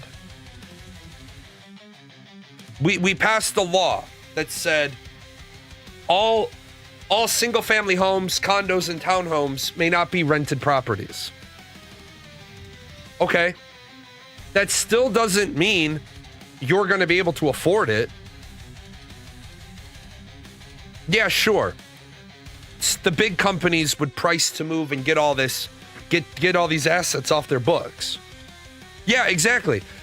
You should let somebody else own it because you want the equity. Yeah, I want the equity. I got out of owning rentals because the renters laws were becoming so stupid. Like, you have, in Cook County, Illinois, you cannot get an eviction notice after November 1st until usually March 30th. So usually April 1st. So people can squat in your property for 5 months and you can't get an eviction notice because you can't put people out in the cold. Shit, man, it was 83 degrees in Illinois the day after Christmas. But I can't get an eviction notice because we have, like, does anybody else think that law is dumb? Okay, I can't get an eviction notice, so I'm just going to send a couple of guys in with baseball bats and break all your shit. It's like the guy that gets back from a deployment, military guy gets back from a deployment, finds squatters in his house. So he just went in and moved in with them. Like, we have states that pass laws that say we can't assist you with squatters.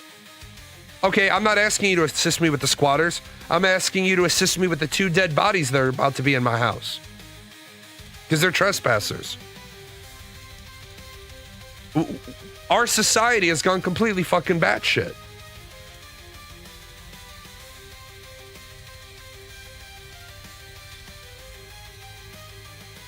North Korea welcomes 2026 with school children's performance.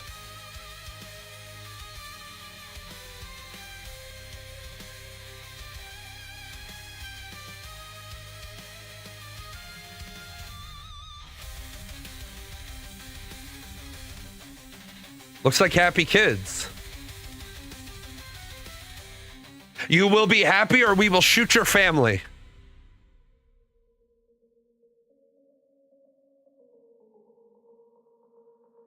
North Korea Kim hails troops fighting in alien land and touts Russia alliance.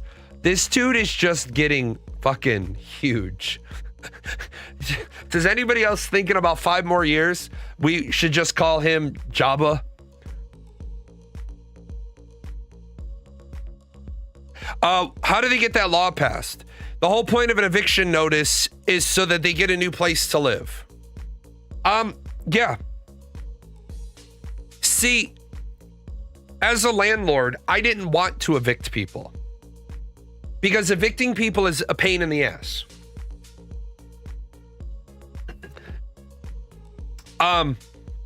Evicting people is a lot of wasted money. Now, over the years that I was a landlord, I was very, very fortunate. I only had, on one hand, I can count the number of shitheads I had. But it's like, people were all like, oh, well, Joe Biden was a great president. Joe Biden was a fucking idiot because he touted an idea of we're going to cap landlords at raising rents no more than 5%. Why would you even float the idea of capping landlords raising rents more than the rate of inflation? For example, landlords should not raise the rent. There's this British content creator. He's a landlord. He's a property manager. And he says he sends his tenants 2 bills every month. One is the rent, which always stays fixed. And then one is all the other bullshit that's levied on by like the it's not the county, but like the local government, the federal government. So they raise his property taxes. So last year's rent was $350 plus $74.85. This year's rent is $350 and the extra bill is $89.87. So you see that it's not the landlord raising the rate, it's that the landlord's property taxes got bumped up.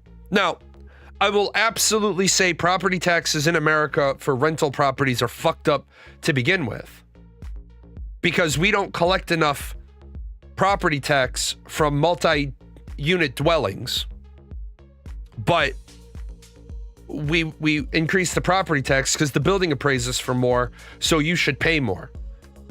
We've got so many things in this country just completely ass backwards. I don't see a reason to raise rents on good tenants. If the financials still look good and I'm still making money, I'd rather keep the tenant. I would rather always keep a good tenant. Yeah, he's making them look at the source of the problem, which also helps him with not paying tax on what he shouldn't be paying tax on. I collect $1,000 from you in rent a month. Well, I have to disclose that as $1,000 in income. Now, at the end of the day, I get to write off kind of. I don't want to say it's straight, but if you're running it properly through a business, you get to write off your property tax dollar for dollar. But it makes it a whole lot neater on your accounting books if you say this money goes to that, this money goes to that. It's like I said, one of the best things you can do if all you're interested in the equity of the property is make the rent match the equity plus the property tax. Well, what about the months? That's fine. Make the payment match the rent and be able to cover the vacant months out of pocket, so that you literally look like you're generating no income. We've got more bullshit war on the forefront. We've got Saudi warplanes striking United Arab Emirate-backed separatists in southern Yemen.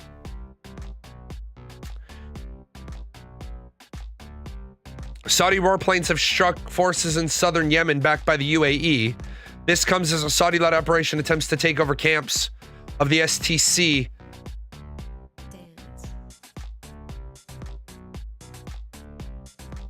Tensions between Saudi Arabia and the UAE rose after the STC moved last month into Yemen's governance and seized an oil-rich region. Can I just say, didn't I call this like last year, where Saudi Arabia and Oman needed to get involved in Yemen because they've been in a civil war since like 2014? Like,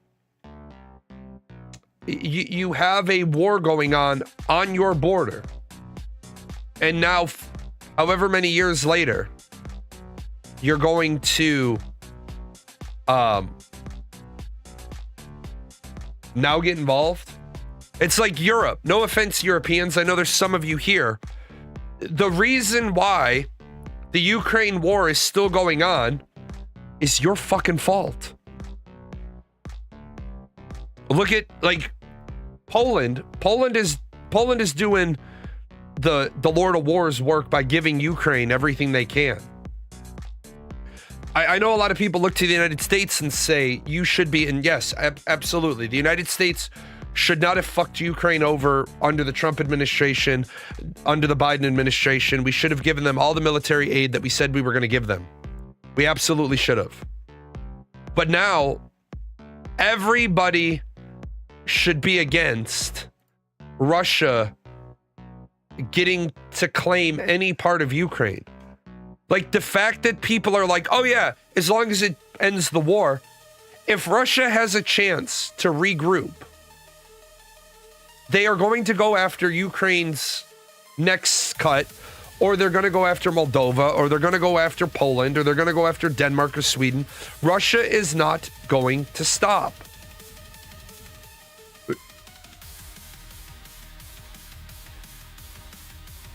Germany, the country with the largest military potential in Europe, has been somewhat hamstrung for the past 80 years. Well, yeah, because inside of the past 80 years, I mean, I don't know. I think hamstringing a country that twice in half a century they were responsible for millions of deaths. Like, yeah, you've been hamstrung. You lost 2 fucking great wars. Like, I don't know. You start shit. We don't want you to necessarily have a military. But I agree with the idea. Let Germany build up a military. Over 400,000 Russians killed and wounded for 0.8% of Ukraine.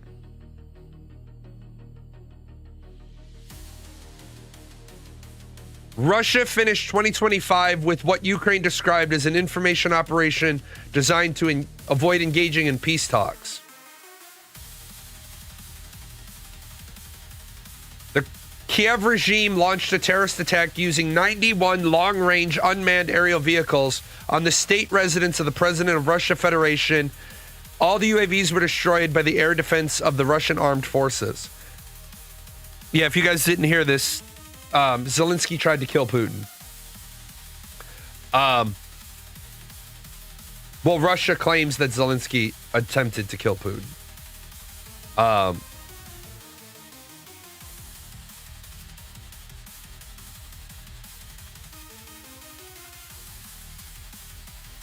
But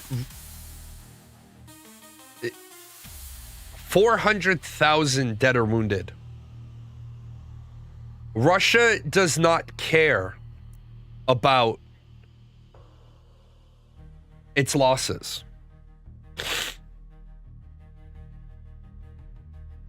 Russia's casualties for the war. 1.2 million casualties. 11,500 tanks, 24,000 armored vehicles, 37,000 artillery systems, 781 aircraft, and 4,000 missiles. Russia has chewed through 1.2 million fighting men. Russia went from the second largest military in the world, or the second best military in the world, to the second best military in Ukraine. But what is it going to take? What will it take to end the war between Russia and Ukraine? Putin doesn't give a shit. You remember, they have conscripts. Shit, Karthos sent me a video the other day. Fucking the Russians made a cavalry charge against the Ukrainians, and the Ukrainians blew up cavalry members with drones. Russia is back to charging the lines on horses. And Ukraine drone operator is like, oh, what the fuck is that? Yeah, you sent me that. I was like, I didn't see fucking cavalry gets destroyed by drone on my 2025 card. What? So right now in the world, we have China threatening Taiwan. And why would China not threaten Taiwan? Why? What motivation does China have to not threaten Taiwan? Honestly, what's China got to worry about? Which Donald Trump are you going to get that day? Is he going to get the one that actually defends little country? Or is he going to be the one that says, they don't make the best they keep saying that they make the best processors in the world, and I know processors better than anybody else knows processors. I know a great deal about processors, and I know that American processors are the best on the planet, on the globe, the best. And we're going to bring processor technology back to the United States. And if Taiwan, I like the Taiwanese. I like them. They're good people. I've been there. Beautiful people. But the Chinese, they have ships, and I know ships. And you're going to be like, get to the fucking point, man. You've been babble fucking for 47 minutes. Are we going to war or not?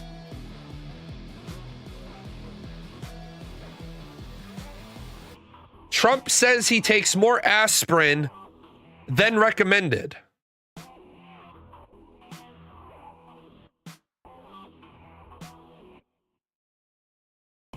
Trump says he takes more aspirin than recommended. Is that dangerous? Yes. Let me help you out. Taking more aspirin than is recommended by your doctor is dangerous. Yeah, dude, don't steal my thunder. Trump says it's because he wants to have nice, thin blood. They say aspirin is good for thinning out the blood, and I don't want thick blood pouring through my heart. I want nice, thin blood pouring through my heart. Does that make sense?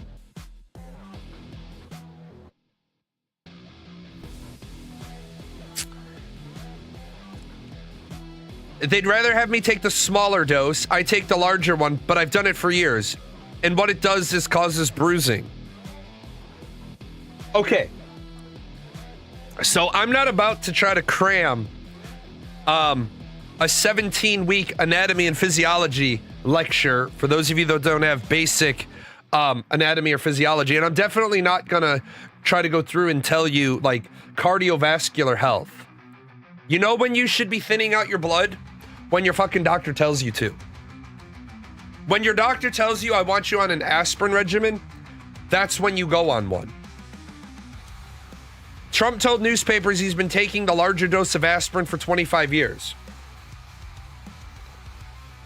This is also the guy that told you he was 6'3" and 225 pounds.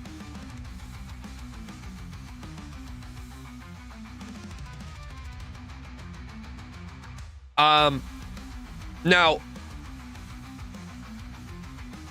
I don't know if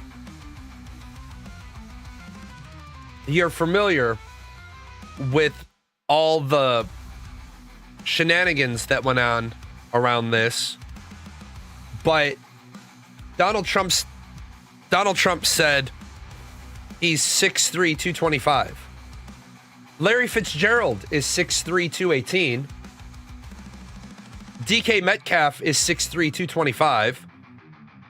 Chris Hemsworth is 6'3", 225. But Donald Trump is 6'3", 225. First of all, Donald Trump isn't even 6'3". Donald Trump's not 6'3". I wish I had saved it. I saw a very interesting social science report. I'm not going to call it a psychology report. No, it's a social science report. It was very, very interesting. Men that are 5'9" and lower, men that are like 5'7" to 5'9", they'll say they're 5'9".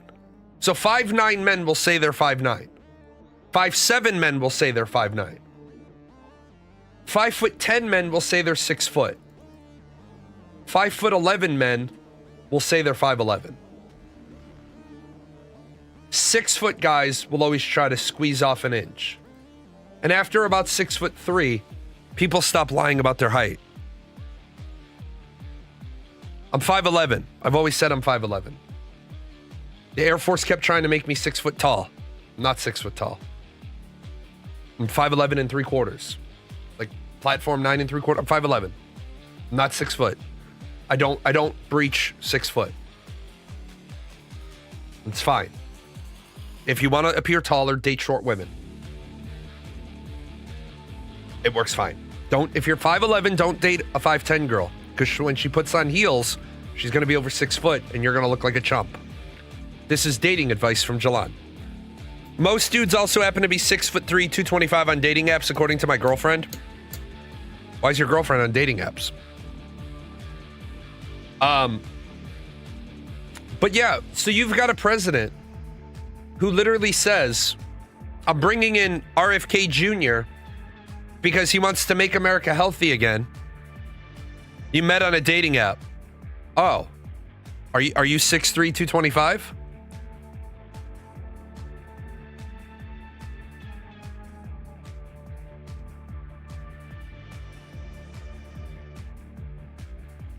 So we have a guy that wants to make America healthy again, but he's abusing aspirin.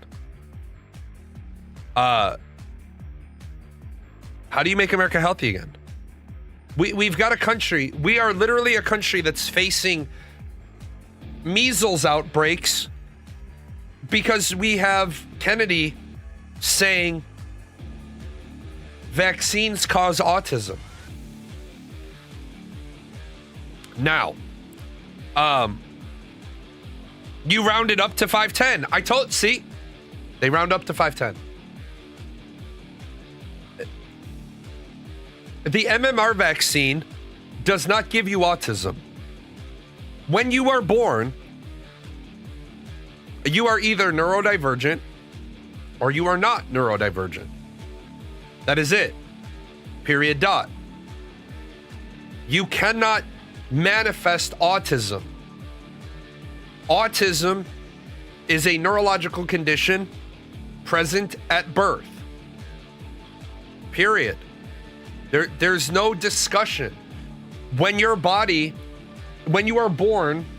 and the factory is built and all the fucking brain chemicals that are supposed to have certain stock levels and you're neurodivergent, your body's like, yeah, this is the average human. Fuck off. I'm going to do what I want.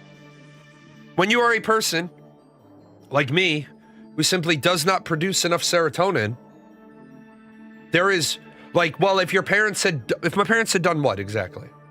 Put me in the sun more? That's not serotonin. What? It's like people say, well, if your rearing had been different, you wouldn't have a serotonin deficiency. How the fuck do you figure? My body doesn't produce the amount of serotonin I need. It's not due to diet. It's not due to exercise. People are like, well, if you exercise, you'll feel better. Yeah, you mean from oxytocin and dopamine and adrenaline? Yeah, absolutely. Why the fuck do you think I used to be a runner? I love the runner's high. I love the runner's high. I've never seen a severely obese person that didn't get the vast majority of the extra calories by eating them. Take away soda and ice cream, it becomes really hard to get that fat. By drinking them. Well, and you're right. You're right. For the most part, the average obese person is obese because when you drink, so let me grab the actual number. Because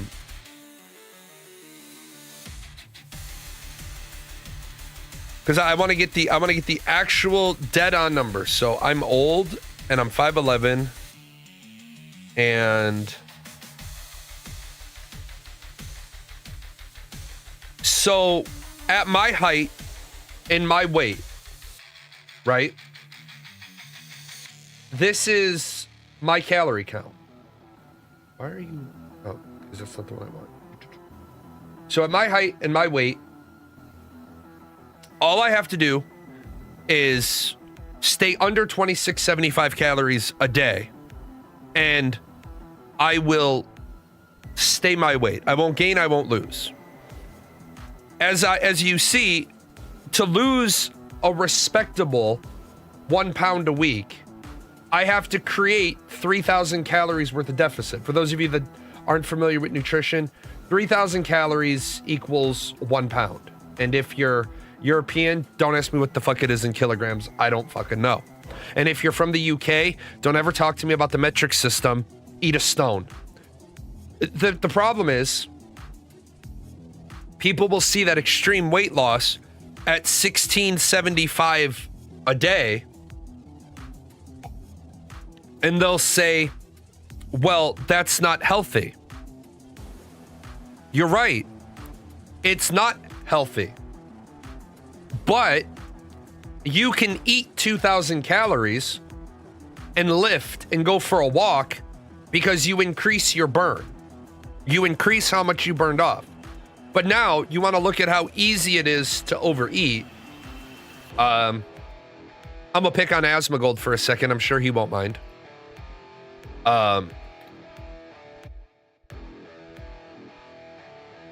So Asmongold drinks an enormous amount of Dr. Pepper. Every 12 ounces of Dr. Pepper is 150 calories.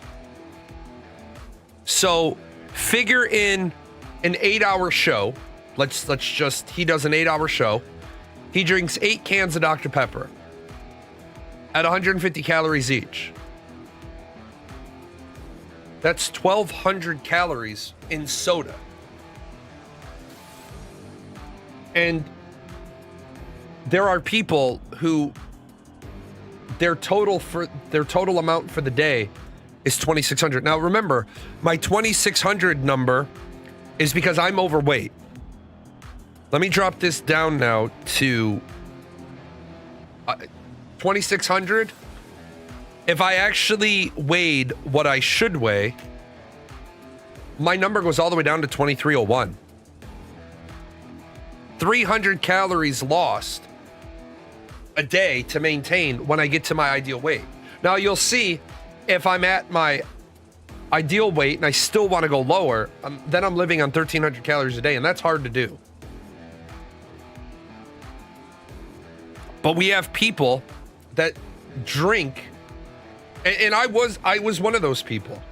I have no shame in saying this. When I was a skinny motherfucker, I drank a 2-liter like most people drink a 20-ounce. My boss laughed his ass off when he met me. He thought it was the funniest fucking thing in the world. I just walk in, I got this 2-liter bottle, and we're going to a working meeting.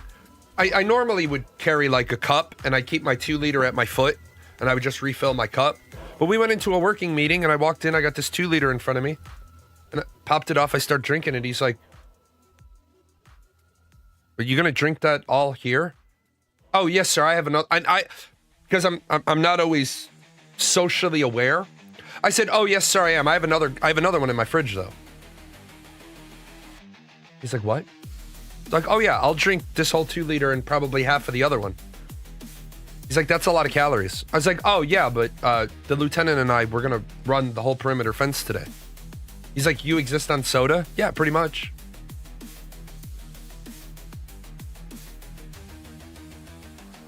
There ain't nothing wrong with, like, I had a friend, a really good friend. We went to lunch, and he placed this food order. He ordered a double cheeseburger, double gravy fries, and a large chocolate shake. I looked at him, I said, hey bro, you have a PT test at 1 o'clock. He's like, "Yeah, I know." He's like, "Don't worry about it. I eat like this all the time." I was like, I gotta see this shit.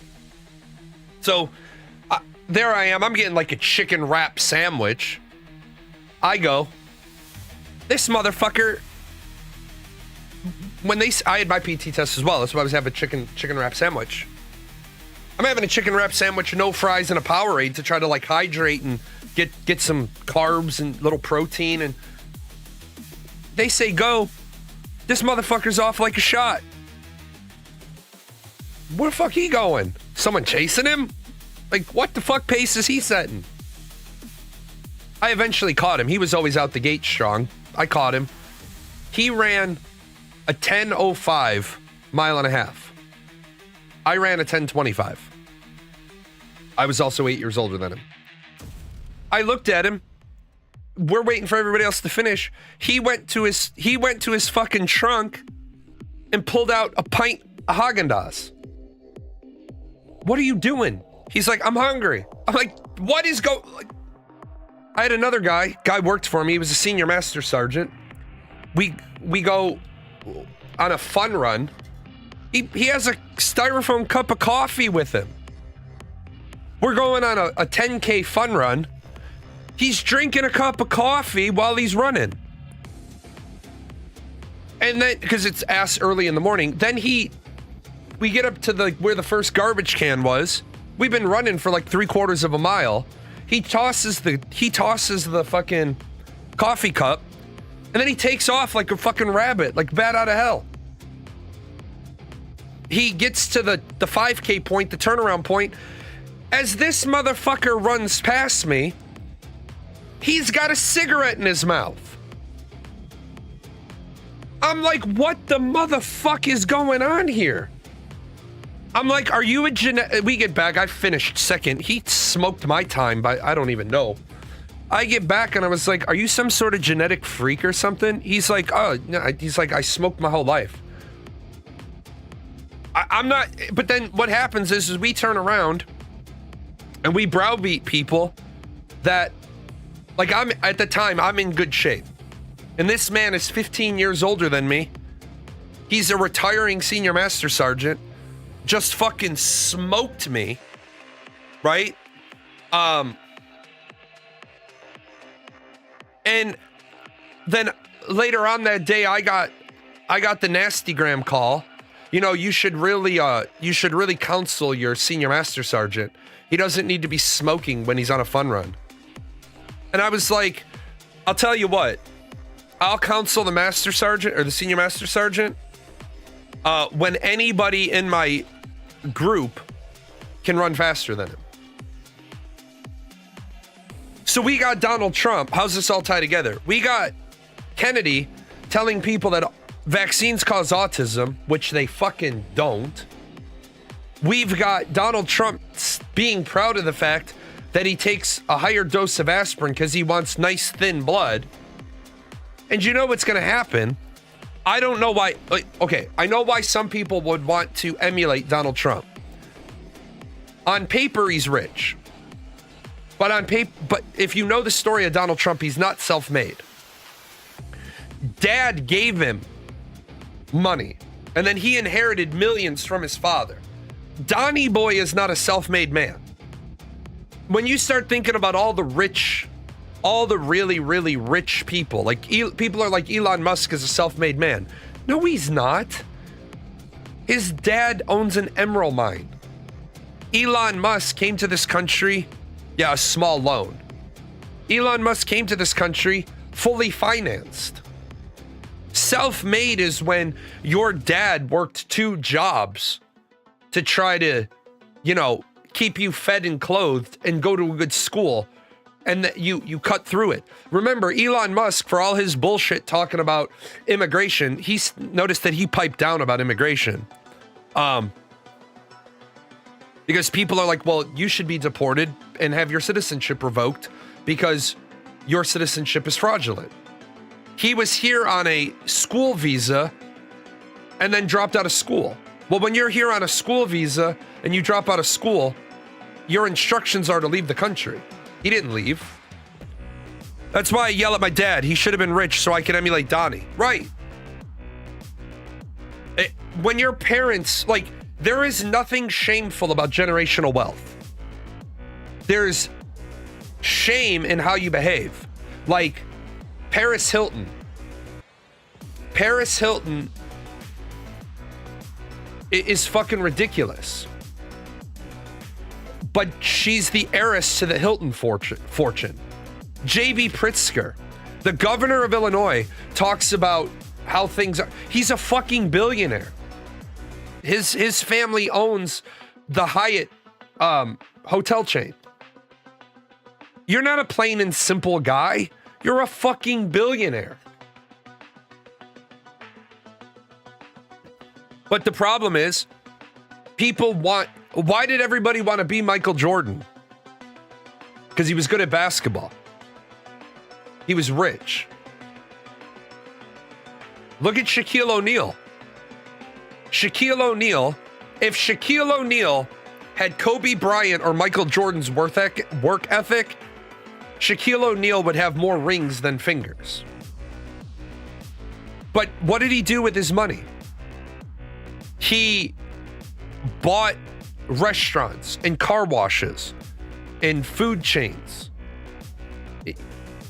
Shaquille O'Neal is worth hundreds of millions of dollars. Yeah, he was someone they wanted to be like Mike. Like everybody wanted to be like Mike. Great thing to aspire to. How many professional basketball players are there? All the years that I followed my high school, one kid from the years just before me, the years I was there and the years after me, one kid went to the NFL. One kid out of all the years of blood, sweat, and tears on the football field. Now, if you look at it it's a really depressing figure. But hundreds of kids went to college. Hundreds of kids went to college on their football scholarship, and I think that's a win. Shaq carelessly threw a lot of money away. He did carelessly throw a lot of money away early on in his career. Yes. Now he knows how to protect it. Yes, absolutely. I think as a society, until we change, until we start actually educating people, our society is going to get progressively worse. I will probably have to miss a show next week. My wife needs surgery. We're just waiting for them to call and try to get it scheduled so we know what day it is. We don't have enough doctors in this country. And yet everybody wants to scream about universal health care. I want there to be universal health care. I genuinely really do. But remember I said in order to make a change to the system, everybody has to agree that this is the number one priority. So if this is our number one priority, then everybody has to agree to that. But there's over 100 million people in this country that don't think universal health care is the number one issue. Because you have over 100 million out of 340 million people that are on Medicare, Medicaid, VA, or TRICARE. So if you have a third of the country already has health care, fixing health care doesn't become their number one concern. People, the Republicans prefer private health care. The Democrats, they want government-funded health care. They want Medicare for all. The problem with Medicare for all is this. As I've said, you would need about 750,000 more doctors. And how long does it take to make a doctor? About 29 years. Takes about 29 years to grow yourself up a doctor. Could we change how education works? Absolutely. But as it is right now, you're about ready to be a doctor at about 29. Assuming you're following... What the fuck? Don't do that. At 18, you graduate high school. 22, you graduate undergrad. 26, you graduate med school. 3 years of residency puts you right at about 29, and you're a doctor. Now, if you're going to go to surgeon school, specialty school, whatever else have you, 29 years old, and we have a general practitioner doctor. But we don't have the infrastructure in this country to educate enough doctors to meet the needs of universal health care. And I know it sounds shitty, and I'm not trying to say it's a great thing, but we would need on the magnitude of 100 more medical schools.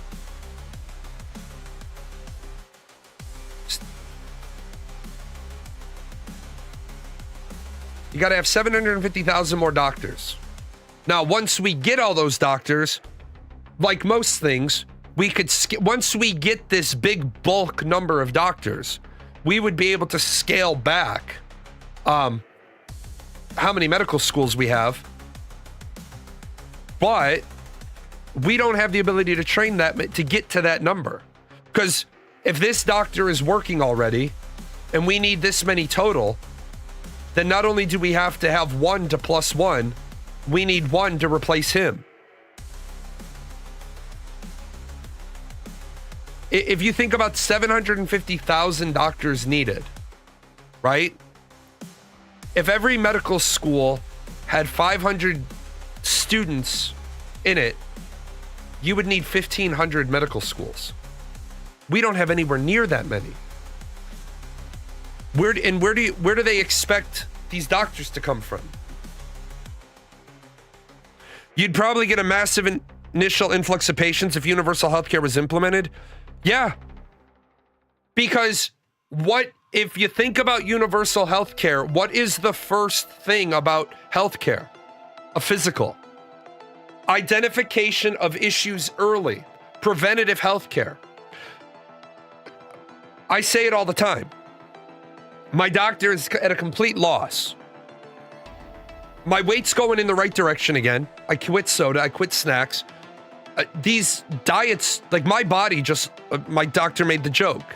He said, your body just has the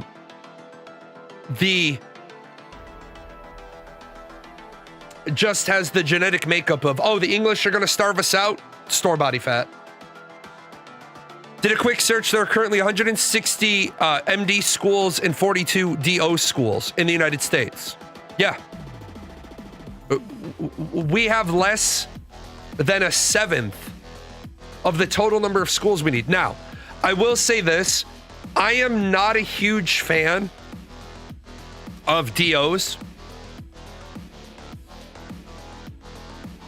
because of how they currently integrate into the medical field. I think osteopathic doctors are a great thing because they look at the whole patient concept, not the pill for every ill concept.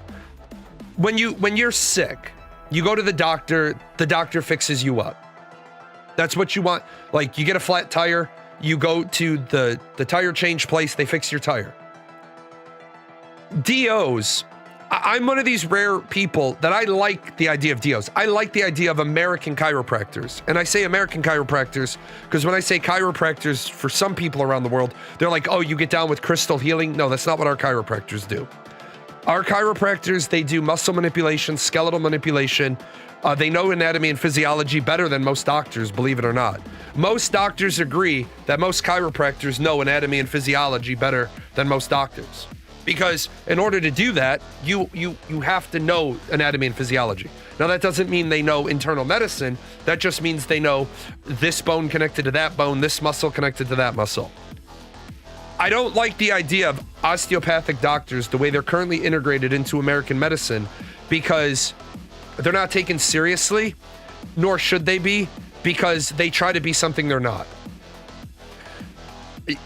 I don't like the fact that you can label yourself psychiatric services and not be a psychiatrist.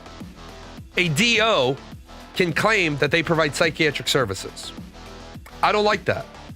I think when you call and you're looking for a psychiatrist, they should have to disclose right off the bat if they are a psychiatrist or a DO.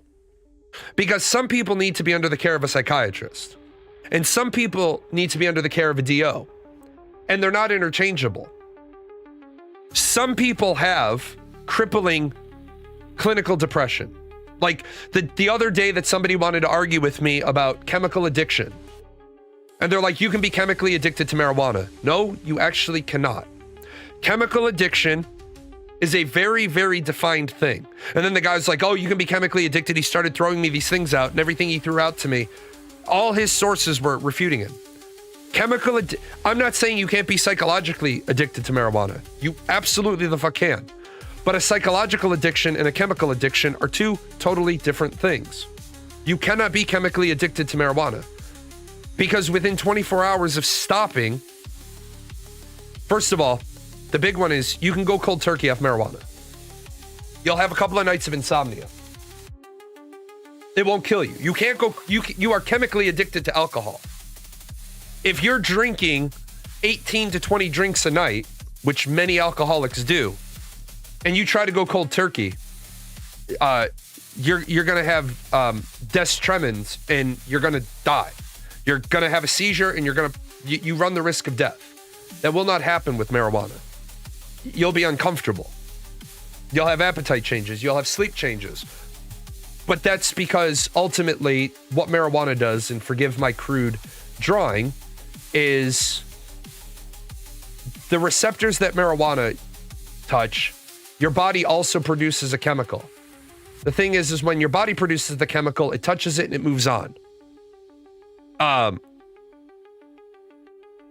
And marijuana just sits like with their finger on the buzzer.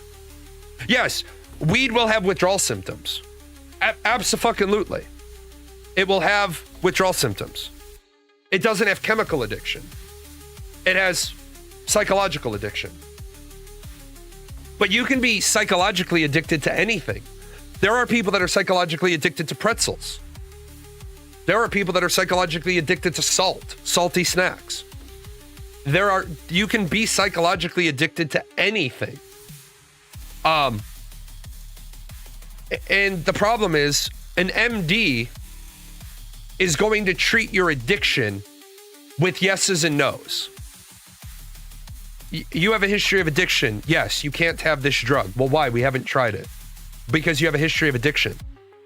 I understand that, but I don't know what that drug does.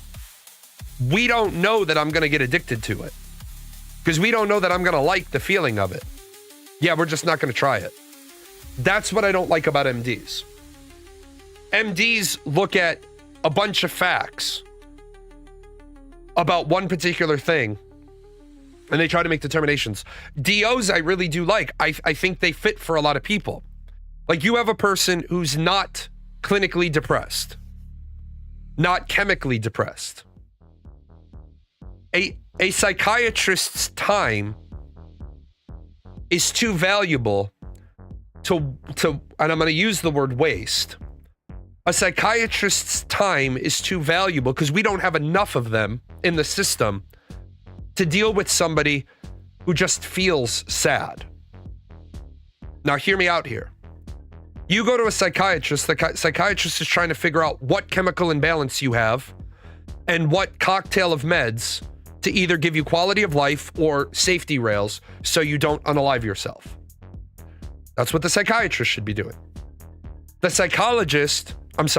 DO should be looking at this person's whole body concept, because then they can interface with a lot of alternatives. Look, there is a difference, and I know in this modern, everybody can self-diagnose themselves.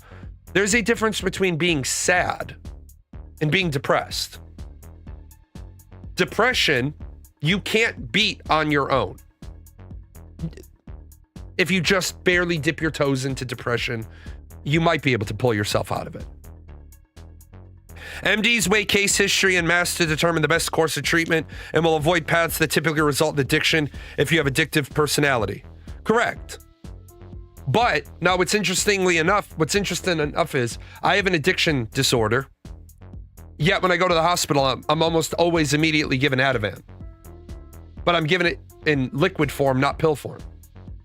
Because I also have PTSD. Which I appreciate. I love the fact that right at the top of my file, when you type in my shit, if patient is in duress, administer Ativan. It's a great thing. Big red fucking banner on my medical file. Great thing. Love the fact they asked me that. How you doing? I'm really on edge. Come around the corner. Give you a shot of Ativan. Calm you down so you don't pop on us. Great. It's good. It's one of the few things that I think DOs influence MDs. We're going to look at the whole person. You're absolutely right. But where I think DOs would help a lot more people is, for example, $1 trillion a year is spent treating obesity and conditions secondary and tertiary to obesity. I honest to God believe this. People are mad about the cost of healthcare, but there's an awful lot of people that are getting an awful lot of healthcare that need to be told, and I'm one of them. I'm not throwing stones. I'm one of them. Look, you fat fuck, lose some weight. Which is exactly what my doctor told me. Went into a doctor's appointment. Doctor looked at my weight.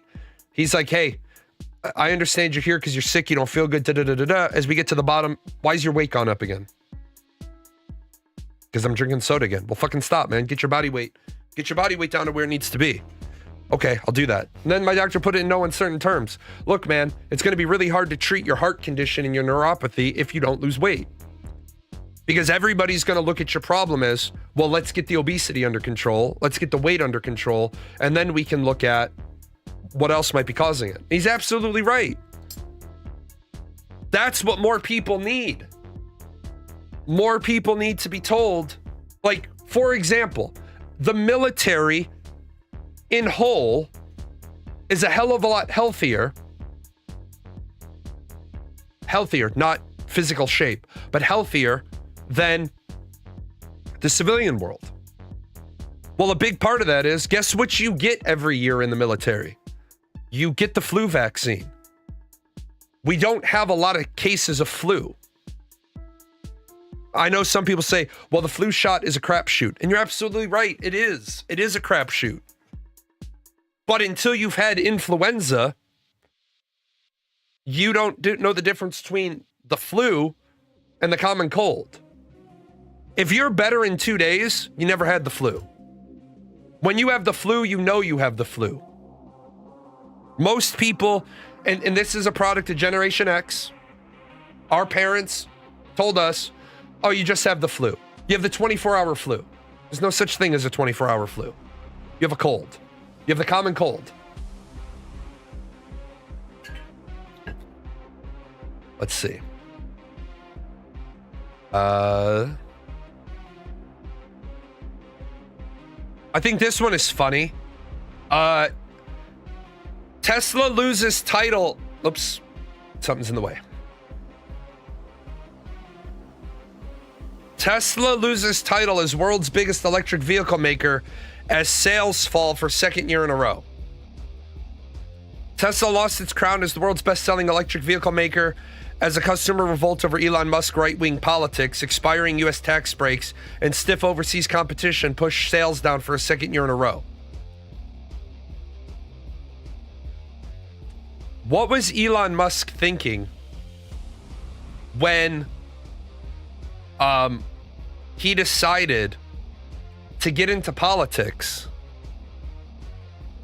and he also has to sell products? Like, honestly, what did he believe was going to be the outcome? Like, anybody who knows anything about the federal government,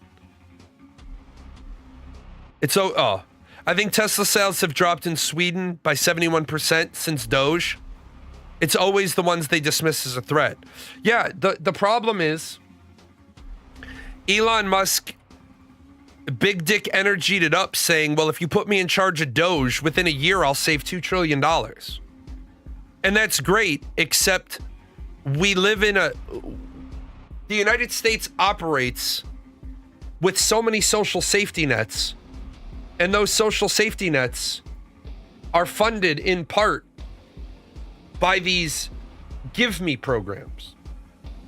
Like, we know that we don't have to have this. Like, for example, we have something called CRAF, the Civilian Reserve Air Fleet. If we call the commercial airlines right now and we say we need, from United, we need 26 of these jets, Southwest, we need 21 of these jets, Delta, we need 29 of these jets. Within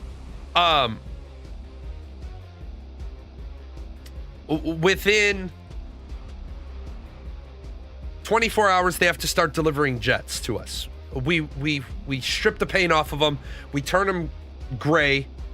We configure them however we need them, and then we start using their planes. And in exchange for this, we give them a flat dollar amount every year. We give the airlines millions of dollars. Also, in exchange for that, we have what is known as city pairs.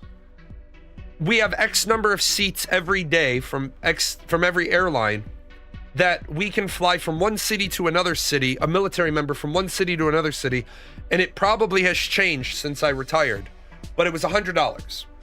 So I got to move Airman Sally because her mom and dad just died in a car accident, and I got to get her home, and she doesn't have any money. She's a hardship case. So I call the airlines and it's like, yeah, I need a City Pair flight from St. Louis to Seattle. And they're like, you're using a City Pair? Yes, I am. Here's my authorization number to book that travel. And they're like, it's $100. Cool, got it. That's how we hand out money.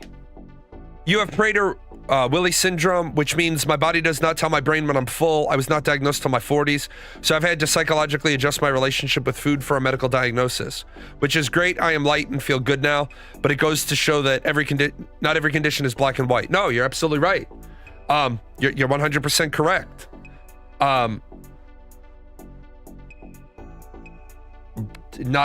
Not everybody, like, you can be doing everything your doctor tells you and not getting the results you want.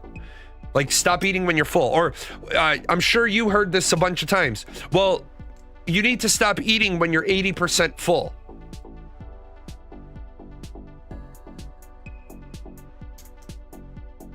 What the fuck does that mean? Like, I've had to learn very much so to weigh food and measure food and portion food, because I still eat like I'm poor. I still eat like I'm in basic training. I wonder if I have a picture of it.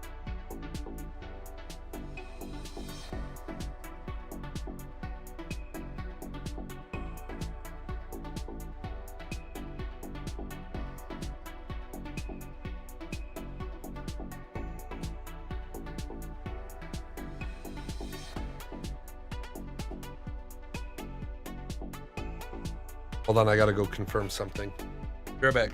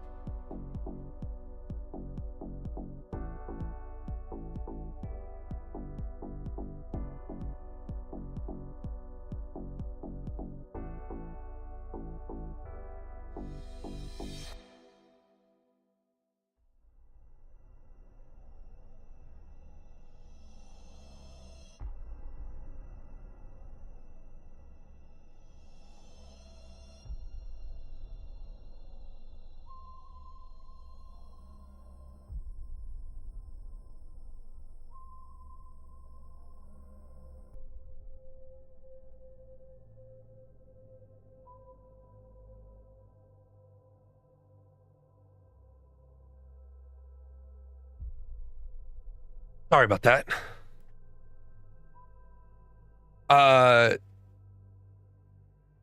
Yeah, the point that going back to is, like, I get what you're saying. I don't feel full until, like, I always know I always know that I've eaten too much, but unfortunately, I don't know I've eaten too much until after I've already eaten too much. I very much so have to be cognizant of how much food I'm preparing. Because like I said, I grew up always hungry. Like, I would get done with dinner and be hungry already because there just wasn't enough to go around. Like, for me to kill a 1.5 pound steak is nothing. Like, I'll kill a 1.5 pound steak and easy peasy. Like, I always laugh when people, they go to these challenges and they're like, can you eat a 20-inch pizza in 12 minutes? Roll that shit up like a burrito. Like, what the fuck? Like, yes. Let's see, what other top news do we have? Trump wants to overhaul the president's golf course. He hasn't played there yet. President Donald Trump has spent much of his 2-week vacation in Florida golfing, but when he gets back to the White House, there's a military golf course that he's never played that he's eyeing for a major construction project.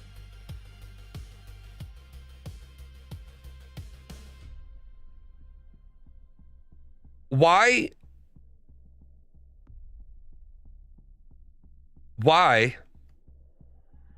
are we remodeling a golf course?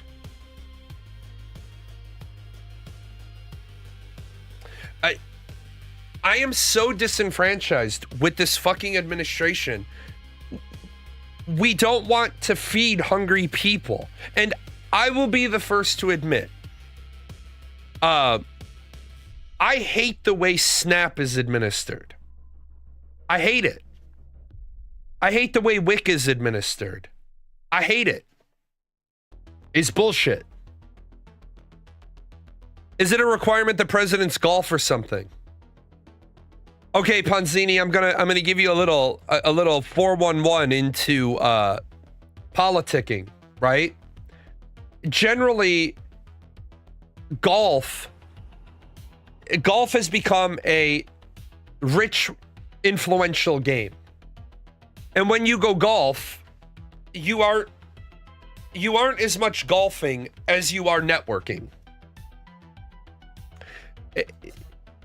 You're out there, the president golfs, and he never golfs alone. Well, this president does. But normally presidents, when they golf with a couple of, important people. And when they're there, they're bullshitting. They're making deals. They're getting things done. Like, for example, I instituted something when I was a lieutenant with all the other lieutenants. All the flight commanders were lieutenants. And I got tired of spending all fucking day on the phone calling my peers. So 3 times a week, we went to lunch together. And we brought all of the work that needed to get done. So we would go somewhere, we'd have all the work that needed to get done, and in 5 minutes of face-to-face shit, we could just pass folders around and get everything taken care of, knock everything out. And I remember when my OPSO came to me and said, you guys are gone 3 times a week. I said, yes, but we're so far ahead on the work matrix because we get away from everybody else. We don't have people knocking on our door every 2 seconds. Hey, LT, you got a minute? 3 hours a week we spend off site with each other. We're all the flight commanders, and we have no lagging work. Nothing. We're ahead on everything. It's just about getting the hell away from the work center with it's all the key players you need for an hour. And so I understand the idea of golf. I do. I just don't think we need to tear up another golf course with government money while we've got hungry people that need to be fed. Like, is it gonna hurt anybody if the Andrews golf course doesn't get redone? No. Is there money in the budget for Andrews Air Force Base to redo their golf course when the program dollars say it's due? Yes. Yes.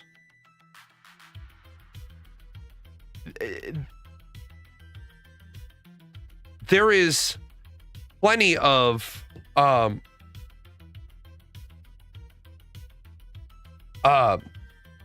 There is plenty of money to take care of things.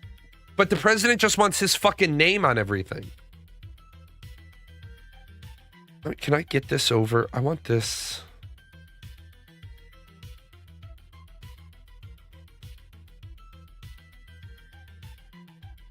Okay, so apparently I misspoke. I forgot that SB 1563 in my state got repealed.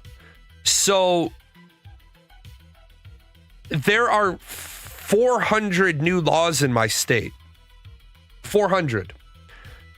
In my state, we used to have a 1% tax on groceries that has been repealed. We had a state tax on groceries.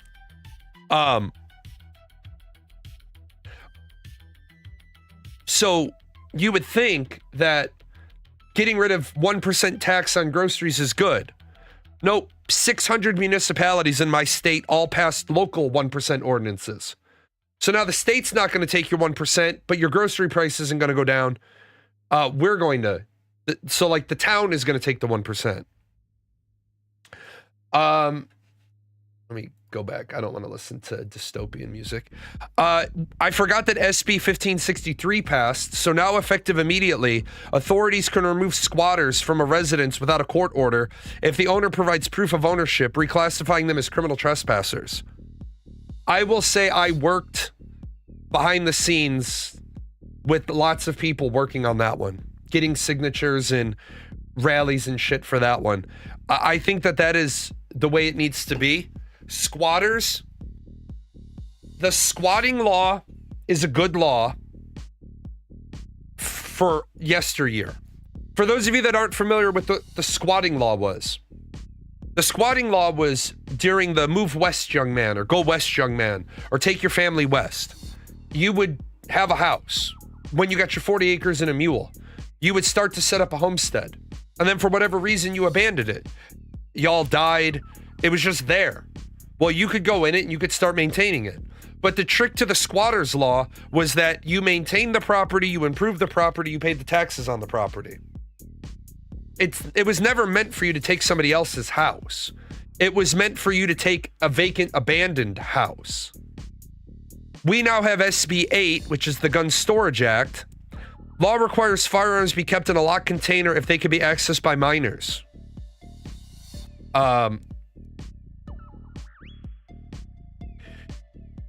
SB 1953. I love the fact that we had to pass a law for this one.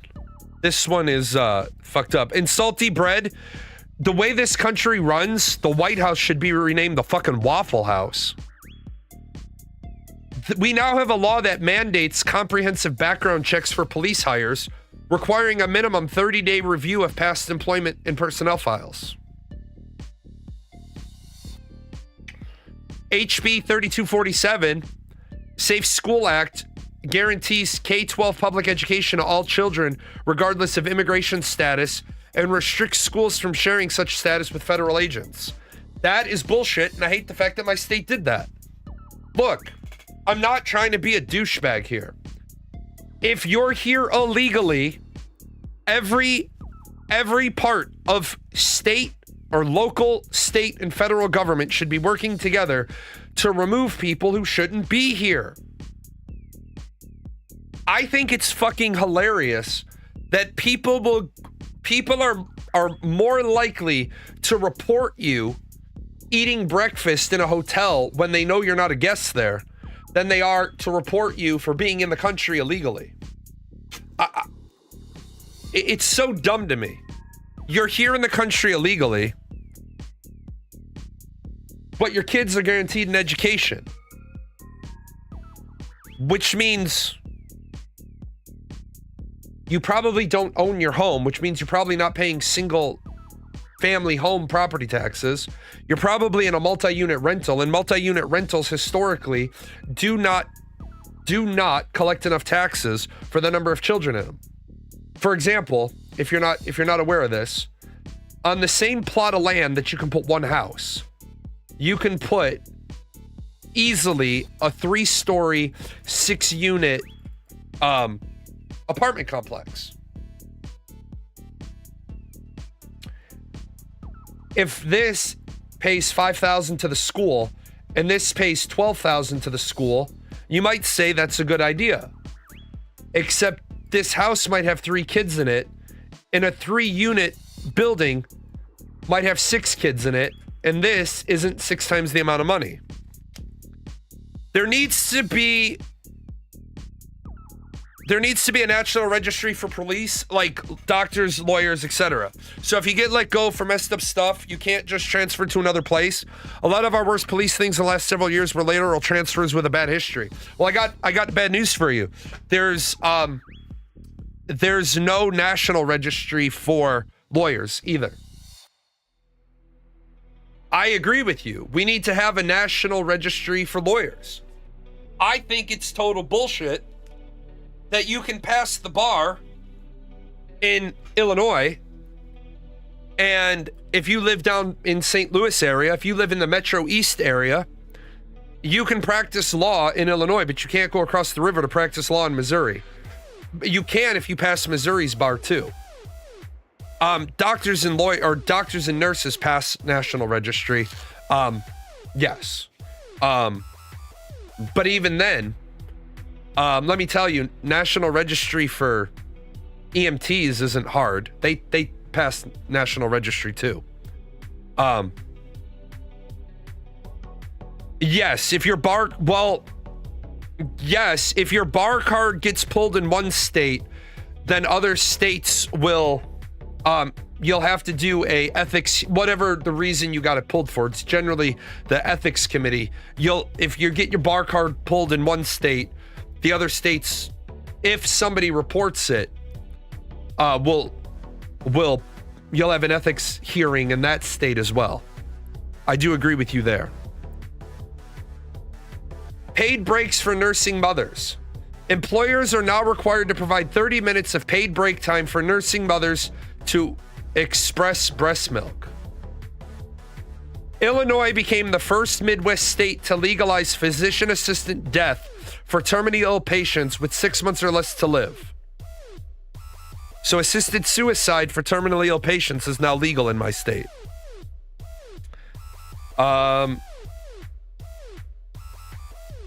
All libraries are now required to stock Narcan and have at least one trained member. Police no longer have to wait in order to start missing person reports. Seniors are no longer required to take a behind the wheel test to maintain their license until age 87.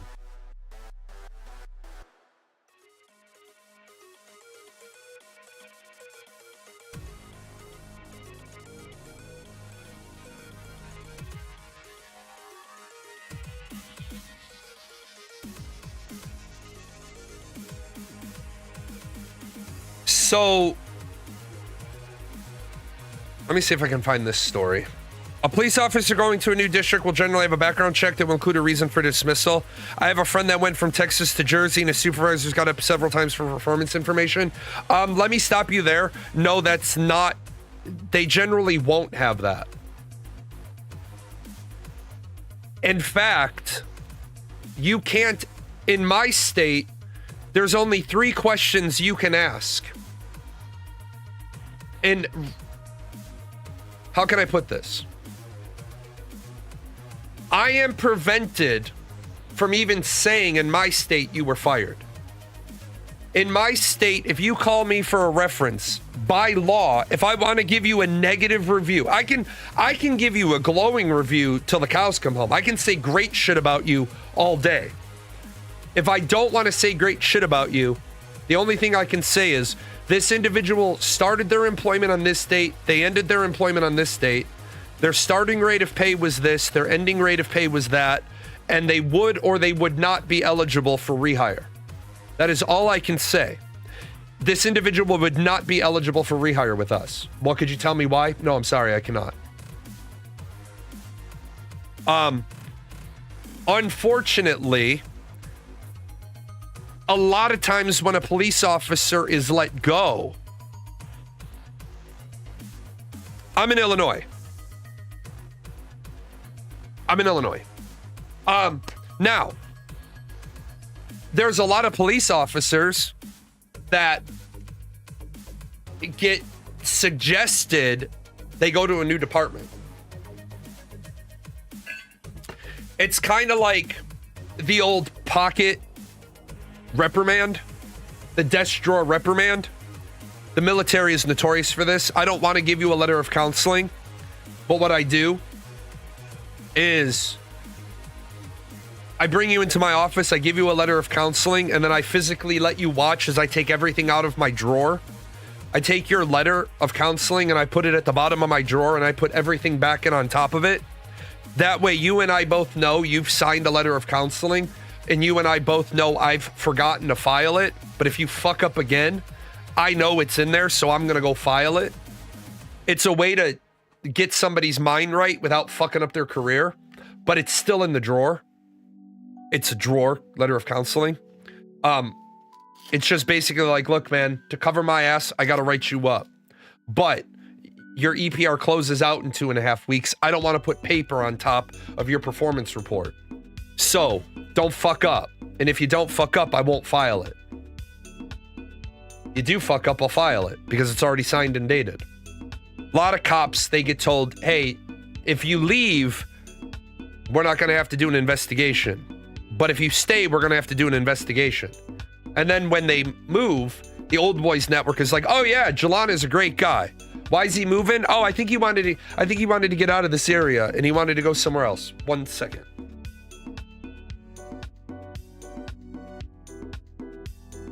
I think he wanted to get out of this area. I think he moved to like school or something. Yeah, I don't remember. Yeah, nothing negative. He could have stayed here. I just think he's looking for new opportunities. I think he wanted to move somewhere nicer with their family or something. And then you say that, and the people are like, oh, okay. Well, I agree with Sparky that until we're willing to throw everybody under the bus, to make sure everybody stays above board. But, I mean, and I'm not saying it's right. I'm not trying to make excuses for bad cops. But there are people who deliberately provoke the police. And then they make a big deal about the fact that the cop responded. Look, I watch tons of First Amendment auditors, and there's a lot of dumb, ignorant, uneducated people out there. If I can see it from the public street, I can videotape it. Period. Dot. That's it. The Supreme Court already ruled on this one. Well, what if it's the military base? If the military base doesn't want me to be able to see it, then put fucking slats in the fence. Which a lot of military bases do have slats in the fence. It's a chain link fence with the slats in them. You can't see. The military generally doesn't give a shit if you record from outside the base because nothing you can see from the edge of the base is classified. Like, I worked in a building, like, no shit. Here was the perimeter of the base. And I worked in a building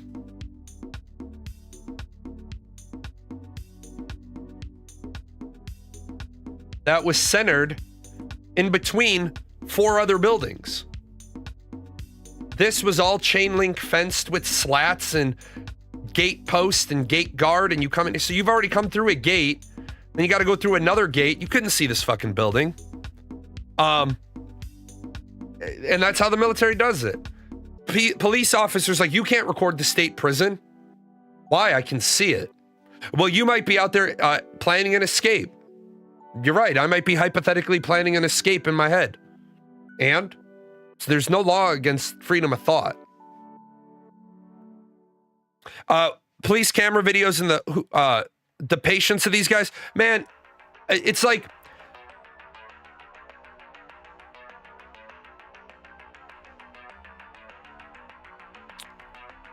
in Illinois, records of an officer cannot be given unless the officer is notified and provided a copy of the information being given according to the Illinois General Assembly. Right, that's the law. That's not the department policy. That is, remember I talk about laws nested inside of laws, nested inside of laws? That is a law, but then you have to dig through all of the other employment laws and regulations of the state of Illinois. State of Illinois allows for three things: beginning date, ending date, beginning salary, ending salary, and if they're eligible for rehire or not. So just because there's a law over here that says you can do this, there's a law over here that says you cannot.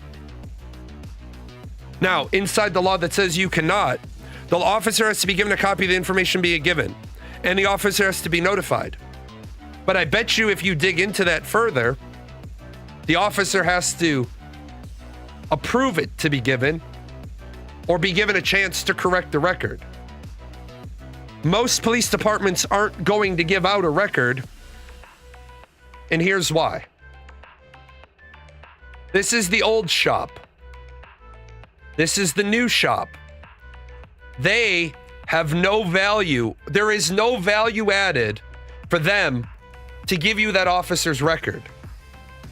Because if I say no, I'm not going to give you that officer's record, that's the end of my liability. I have no liability here now. I didn't give you shit. But if I do give you a record and it's incorrect, now this person comes back and they file a lawsuit. They're like, hey, you gave fucking information that was incorrect. You've given me a copy of what you sent and it's not correct. Now I'm going to sue you. Most of the time, people are not going to do things that don't benefit, that don't have value added to them. I'm not going to give you a great review. I'm not going to give you any negative review either. I tell people all the time, if you want a letter of recommendation from me, because I own businesses in Illinois, if you want a letter of recommendation from me, let me know in advance and draft it. Draft what you want the verbiage to be. Give it to me. I'll polish it up. I've had people walk in with amazing letters that I was like, fuck it, sign it. It's good to go. I've had people bring in draft template letters of recommendation that I've basically had to write the whole fucking thing over because I wasn't about to say what they wanted me to say. Military loves seeing people recording. It lets them build profiles on people behaviors. Yeah. The military loves to see which people are recording. Didn't know about him. That's why you never, but you see, the people that are up to nefarious shit are never going to get caught recording. Let's see, what else do I got? I don't have a full voice today. Let's see. I saw this fire at this Swiss ski resort left 40 people dead. Why is it we can't ever have a New Year's Eve that doesn't involve a bunch of people dying? Somali American childcare centers in Minnesota report that they have received violent threats and seen vandalism after right-wing YouTuber Nick Shirley posted a video alleging fraud at the establishments. I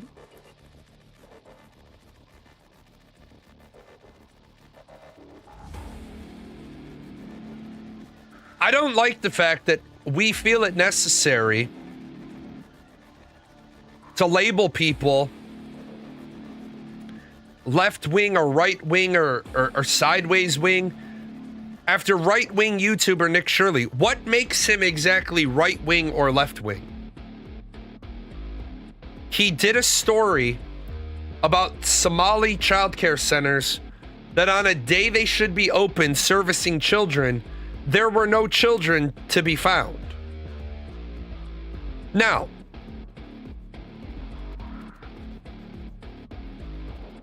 he went to one establishment before it was opened, and he tried to enter another with people in ski masks. I haven't seen credibility of either of those two things said.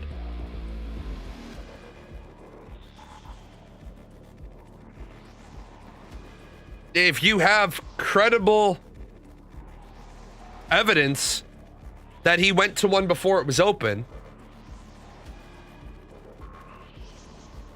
or he tried to go to one with people in ski masks, I'd love to see that.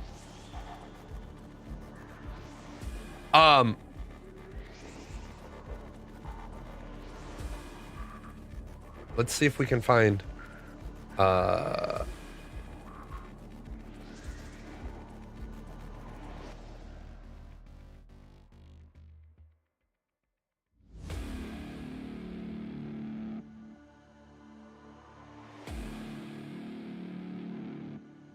uh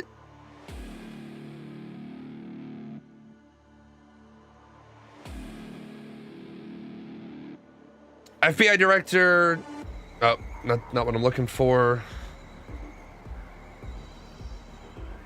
Say open.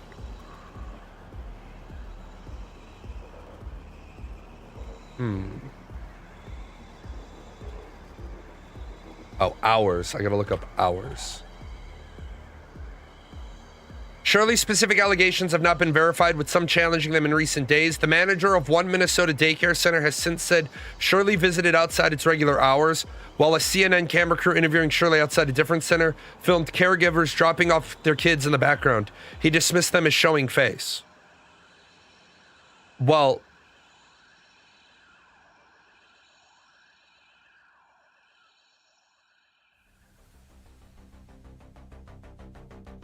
if caregivers are dropping off their kids, how do we know they were caregivers?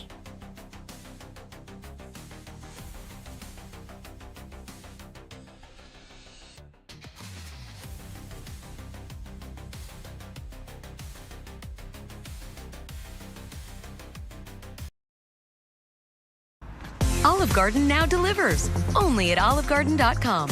Let's see if we can get We're from CNN. Can we talk to you?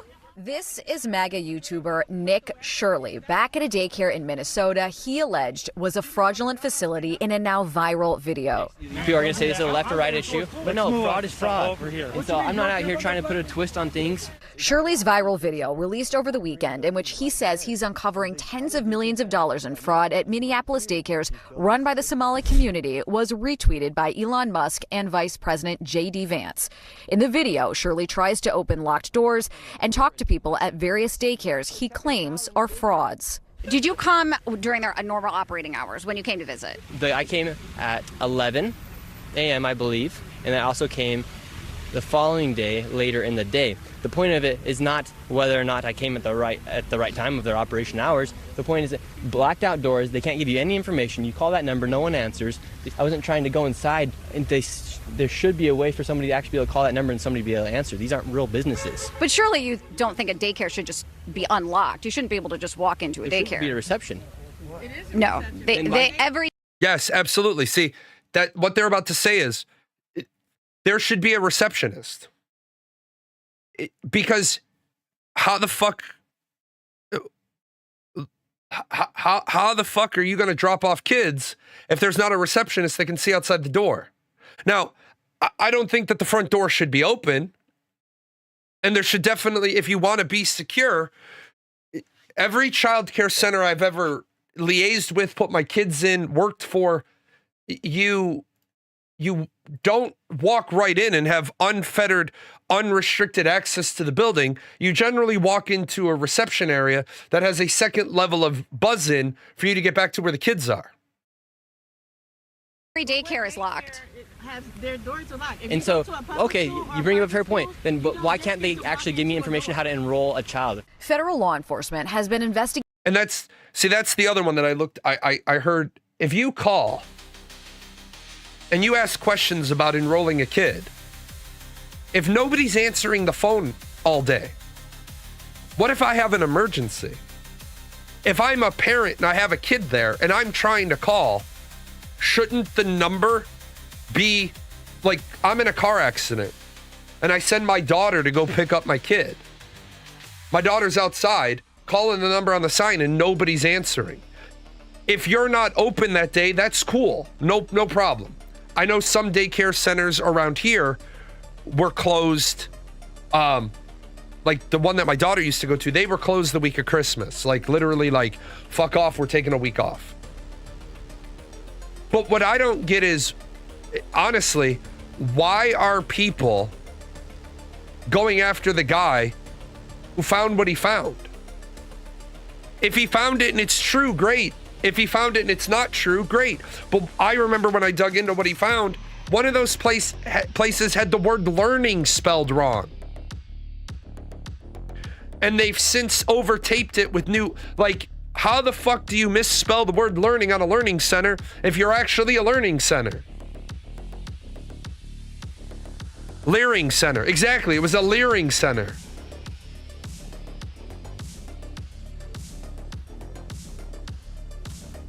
I suppose. Well, let me throw your message up. I'm gonna make sure everything's squared away with this scheduling. I'll be right back.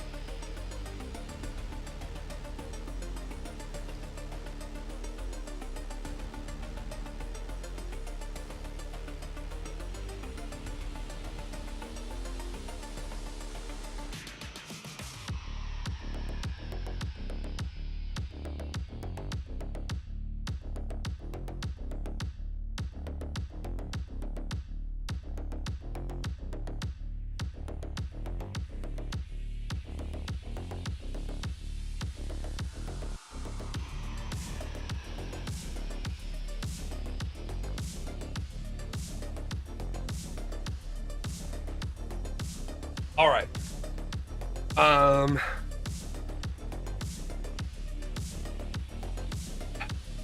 I support First Amendment and accountability, but I struggle with how auditing has turned into provocation for clicks and income. When it becomes about views instead of principle, it pulls resources away from real needs and helps no one. Rights matter, but intent and responsibilities matter too. No, nothing matters more than your rights. Any discussion that says rights matter, but I discount because rights matter, period. The word but in a sentence indicates where the lie stops and the truth starts. I will never sacrifice away a little bit of my rights for convenience. I defend the First Amendment all the time. Even, not just my First Amendment, I defend the First Amendment all the time. Because one day, my First Amendment rights are going to be infringed upon, and I hope other people will stand by me and defend it. No, I understand it's not how you intended it, but it becomes a factor of writing. Rights matter, period. The word but it contradicts the beginning of the sentence. And you're right when you say intent and responsibility matters too. You're right. The problem is we need to teach people what their rights actually mean and what their rights don't. For example, people have this belief about religion and they're like, well, my freedom of religion. People get mad at me because I say to them, your religion tells you what you can and cannot do. Your religion doesn't tell me what I can and cannot do. My First Amendment rights protect me from your religion telling me what to do, just like your First Amendment rights prevent me from shutting down your religion. For example, I think Satanists are one of the dumbest fucking groups of people because they're deliberately provocative. They deliberately provoke people by being Satanists. However, as long as the members of their organization are adults, consenting adults, and you'll notice I'm gonna say something. As long as every religion is made up of consenting adults. Well, what about kids? I don't think parents should be indoctrinating children into religion. I don't think parents should force kids to go to church. I didn't force my kids to go to church. I was forced to go to church. I will say I had Catholicism shoved into every orifice I have against my will. And for a long time, I hated the Catholic Church. I didn't raise my kids to have religion. My middle daughter, she is devoutly Christian now. I didn't force her to do that. I think the problem is people don't understand their First Amendment rights because they were never taught their First Amendment rights. Freedom of speech, freedom of expression, freedom of religion, freedom of the press. People don't like it. We shouldn't have. Think about how many First Amendment auditor videos you see. How many out of control Karens walk up to the guy with the camera and say, "You need my consent to be on the internet." No, I don't. You have no expectation of privacy in public. Even more so, you forfeited all expectation of privacy when you walked up to a guy with a camera. Now, with that said, if you want your facility to not be recordable, surround your facility with opaque material. If you're upset that a guy is taking pictures of the kids going in and out of the public school, understand he has every constitutionally protected right to take pictures of the kids going in and out of the public school. You don't have to like it, but then you have to realize the moment you pick up the scalpel to start shaving away some of his rights, where does it stop? I don't want to do any cutting. Look, if we think it's a problem, then let's learn from it, and for all future schools we build, let's build a perimeter wall around the school so that you can't see the kids from the sidewalk. Sounds good. I think that people need to understand their rights, and sadly they don't. Like when some of these First Amendment auditor videos are of medical weed facilities, and there's a guy out there with a camera. And then the manager of the dispensary comes out and says, "You can't record our people because of HIPAA." And the guy's like, "HIPAA doesn't govern me, it governs you." Well, it governs you. No, it doesn't. And as a HIPAA trained individual, HIPAA has nothing to do with a cameraman standing on the sidewalk. Zero. Now, if you call the police and you waste the police time and the police have to come out here, I think it's embarrassing as fuck when the cops come out and the first cops that come out yell at the guy with the camera. The guy with the camera is like, "Call your supervisor." When the supervisor gets out, watching the two patrolmen get their ass ripped by the supervisor tells me those officers weren't properly trained. If I showed up, you called me as a patrolman, first of all, you have the business that called and the guy on the street.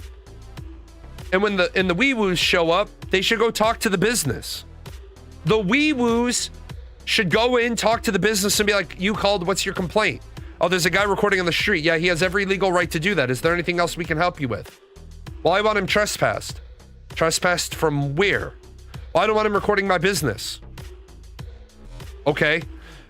If you really want to go through the process, we can trespass him off of your property, but since he's currently standing on a public sidewalk, we can't trespass him.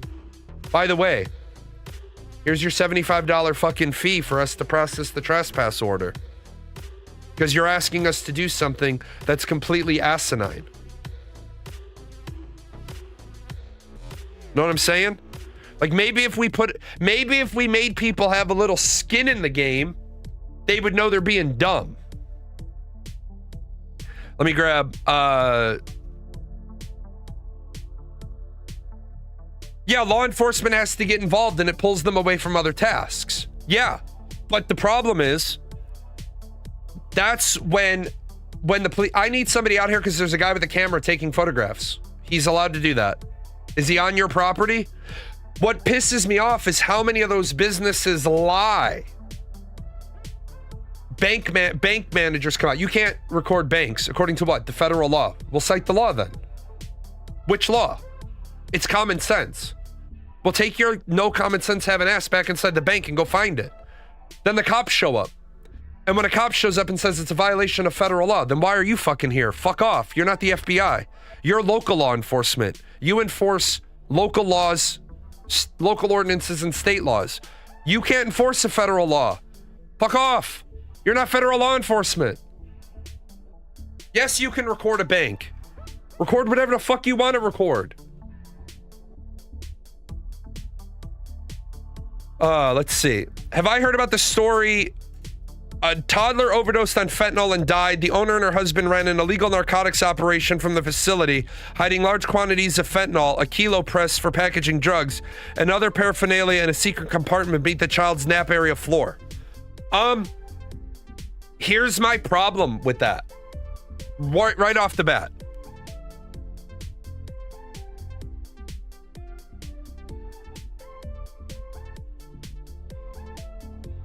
Did you know that once you get your childcare license and you're not trying to get NACE accredited, so you're not trying to be like a school, you're just trying to be a childcare center,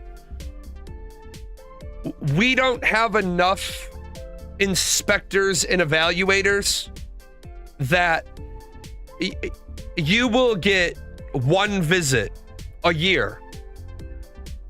And the visit takes about 15 to 30 minutes. And they mostly only give a shit about checking your paperwork. Unless you haven't cleaned your facility since the last time the inspector came, the inspector is looking for,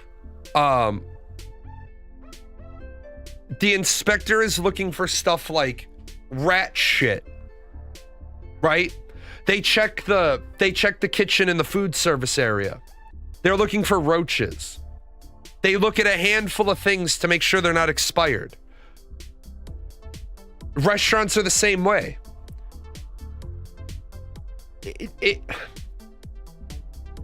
What I think is fucked up is that I got more random inspections from the liquor license board than I got from the health inspector for my kitchen. I got more inspections making sure I wasn't serving minors than I did to make sure I wasn't serving listeria to my food customers. Year after year, I knew what month my health inspection was going to be, because they never inspect until the 30-day window after your current license is expired. Because your license is good for 12 months. It's valid for 11 months. I'm sorry. It's valid for 12 months. It's good for 11 months. And then you're in your 30-day grace window. My inspection at the bar was April. April in and April out. Was never going to be in March. Was never going to be in May. Can you just kind of maybe guess that the last week of March, there was probably a lot of extra hours as we cleaned everything? Our kitchen was clean.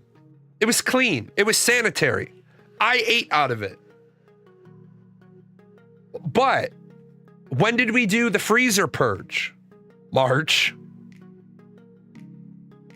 When did we make sure to take everything off the floor, bleach all the corners? March. It was great. The guy would call. He'd be like, "Hey, can I schedule you in for Tuesday the 3rd?" You say that it's auditors pull law enforcement and public resources into manufactured conflicts. Well, how many of those police officers, you see the worst of these, how many of these are the law enforcement dragging this on and not understanding that the person has a legal right to do that. That's my concern. Yes, police officers, these videos are embarrassing because our police departments aren't trained. They don't know. Now, I think I'll agree with you on some of them. Like the guy in Florida who walks around with an AR-15 and a fishing pole. And he generates up dozens of cops on every call. Well, first of all, do I think he needs to be bringing attention to his right to carry an AR-15 while going fishing as allowed by Florida Fish and Wildlife law? No, I don't think he needs to be doing that.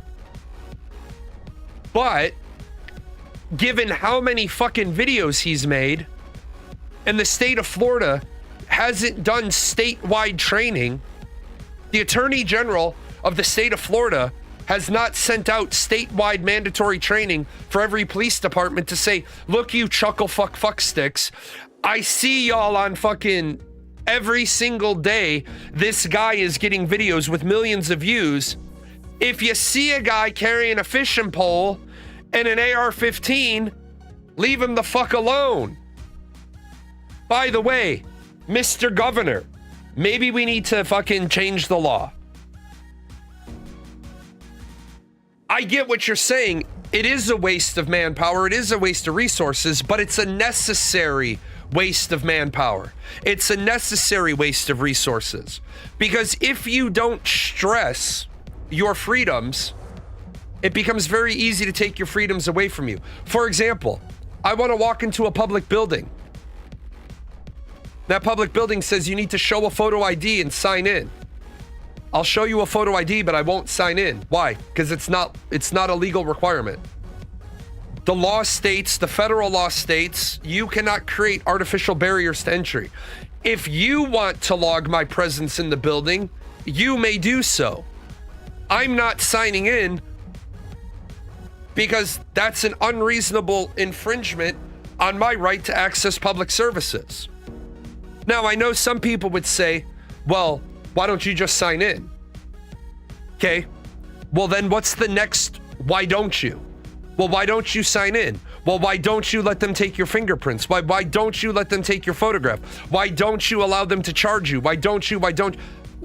This is me, I'm coming in. You have every legal right to ask for a photograph. You have every legal right to ask what my business is. The auditors that get hard-ass about it, no, I'm just entering. I'm entering to take photographs. Well, we don't want you here doing that because we want to keep the building secure, and the only people we want in here are people with authorized business. Well, my authorized business is I'm taking photographs from a story I'm working on. That's outstanding. Please contact the building's public relations coordinator, and you can talk to them then. Where the auditors are flat wrong, where they say this is a public building. No, it's a publicly funded building. It's a publicly funded building and a privately controlled building. Try to walk into the courthouse. You can walk anywhere you want in a courthouse. You can walk anywhere you want in a courthouse. Now try to pull a phone out in a courtroom. Well, I have the right to. No, you don't. Because the chief justice of that building, if he has signed a memo that says no phones allowed in the courtrooms, and at the courthouse that I go to, it's a pain in the ass. I used to be an advocate for people, a domestic violence advocate. When you cross the metal detectors, the courthouse policy is your phone must be off. Not on vibrate, not on silent. Your phone must be off.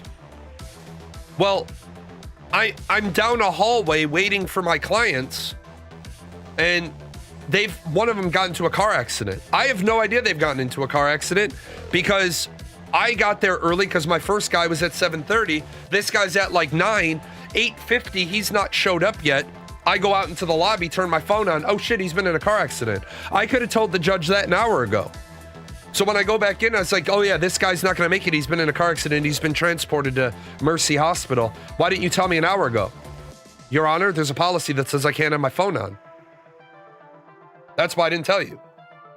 I agree with what you're saying. But when you have a store manager that says some fool ass shit like, you can't record into my store because it's private property. That person needs to be educated. There was an auditor at an Apple store, and the manager of the Apple store came out and said, our policy says you can't record inside our store. And the guy responded with, well, my policy says I can. And the woman said, what's your policy? And he said, the Constitution of the United States. And this crazy fucking puta, she says, Apple policy supersedes the Constitution. Did you hear the fucking words that just came out of your mouth?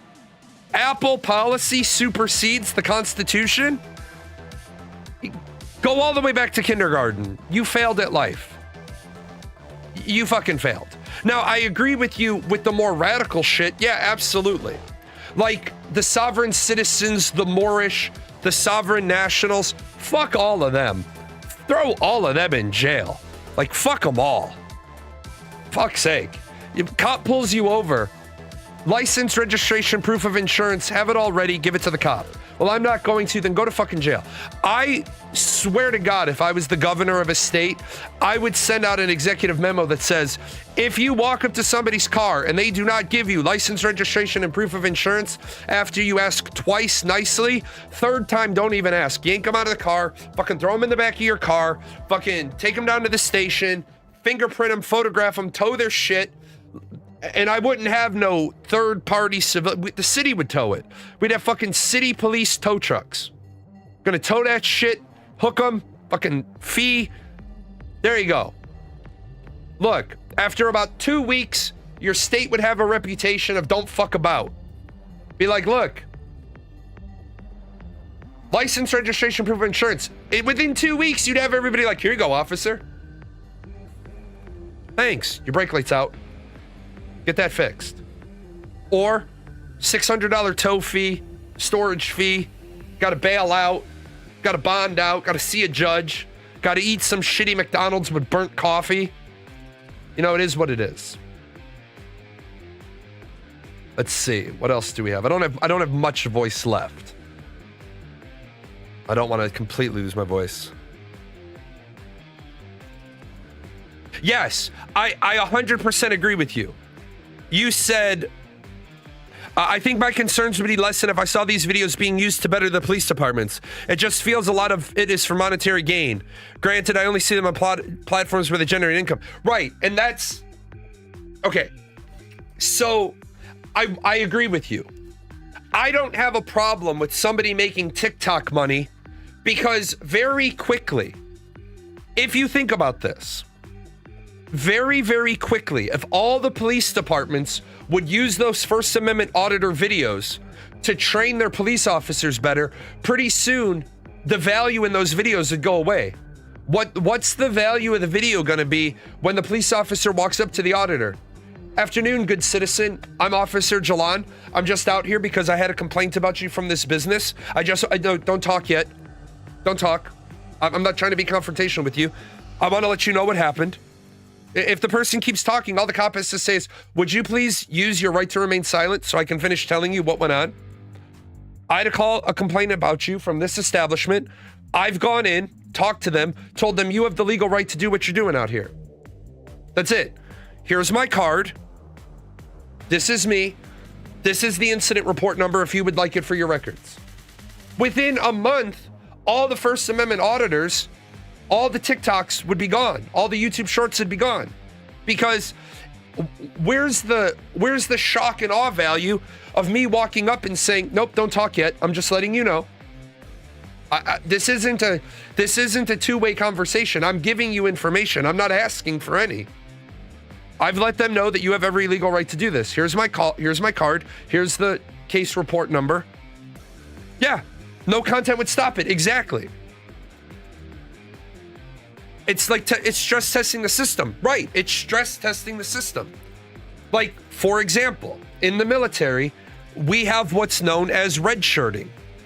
Red shirting is where the security intrusion specialists try to get onto the base, get into controlled areas, get into classified areas, access classified information so that they can find the weaknesses and they can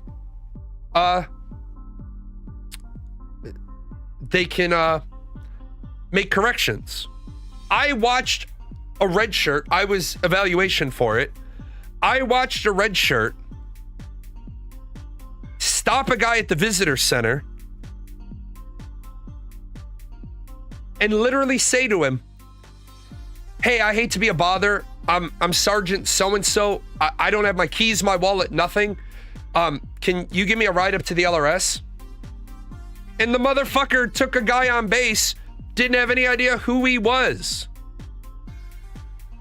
He waited until he saw an LRS person and said, yeah, my keys, my wallet, everything was stolen. I'm the fucking new guy. I'm trying to get into the LRS so I can talk to the first sergeant.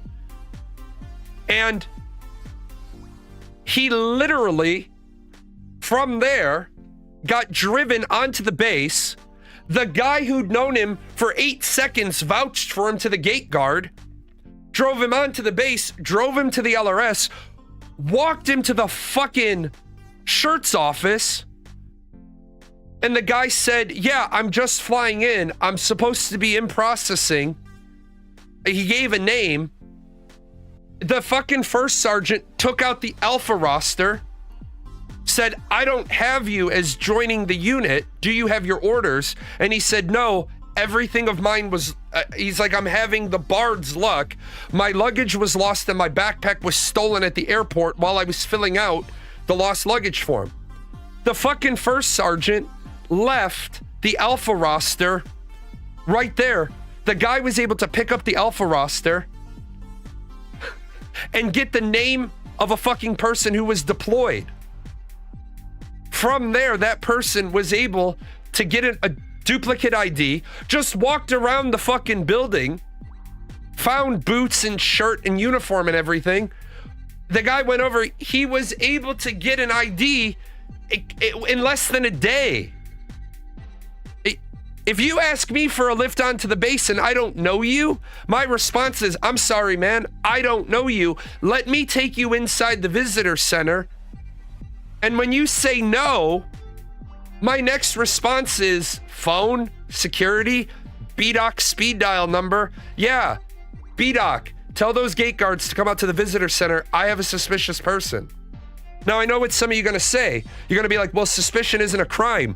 Bullshit. In the military, suspicion is a crime. In the military, suspicion is a crime. Sparky will be able to verify this. You have what's known as an access badge. You have two badges. You have your access badge and you have your CAC, your common access card. I'm the boss of a building. I am the boss. I am the head motherfucker in charge of this building. And there was a fire. There was a fire alarm. And my access badge was on my duty shirt, which I failed to grab during the fire alarm. We get evacuated. We come back to the building. My guy, the fucking airman that I write his paperwork, is at the door. And I was like, airman, my uniform shirt is at my desk. And he said, sir, may I see your authority to enter? Look, numbnuts, we just had a fire drill. My shirt's at my desk. May I see your authority to enter? I'm gonna put my fucking teeth. I'm gonna put my boot into your mouth. I'm gonna kick your teeth out your ass. May I direct you to my CQ? And he would not open the door.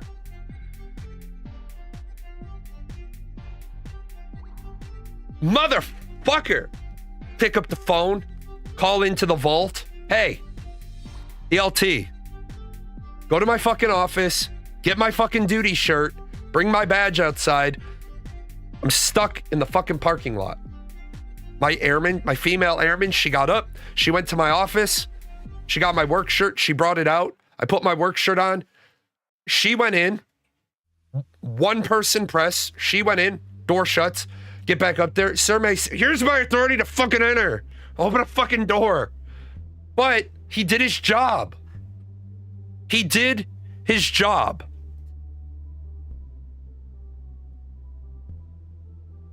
That's why the military, even the military who trains its people to behave in a zero exception clause, has, like, I told you, when I was doing incursion thing. I just went up to a cipher lock door.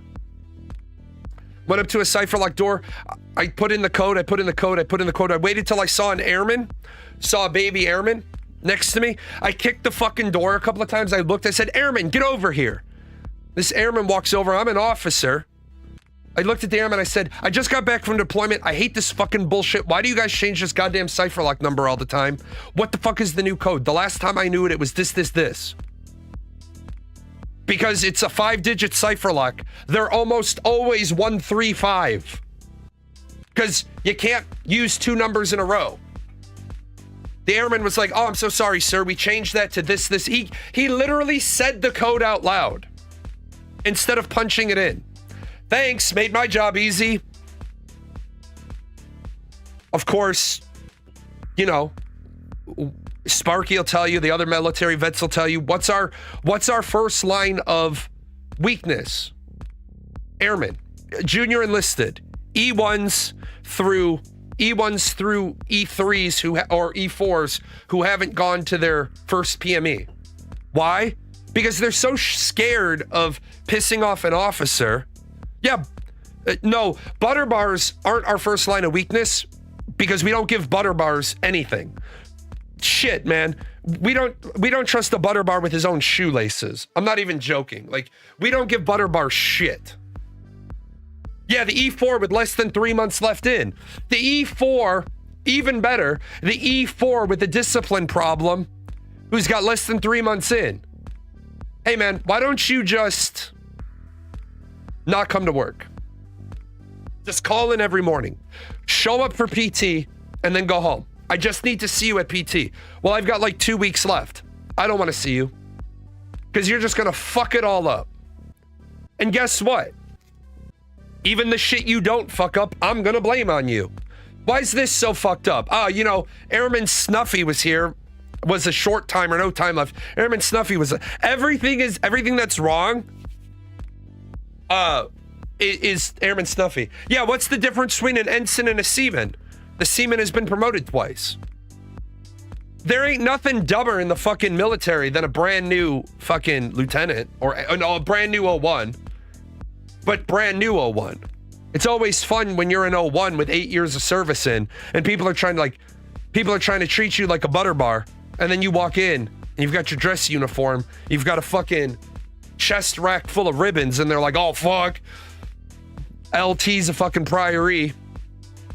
And with that, as you can hear, my voice has said now, fuck off, Jay, you're done for the day. I usually like to do my 4-hour show, but I don't want to stress my voice to the point where it takes me multiple days to recover. I will see you guys on Monday, because fuck Origin, they still haven't sent me my PC back or an update. So I'll see you guys on Monday.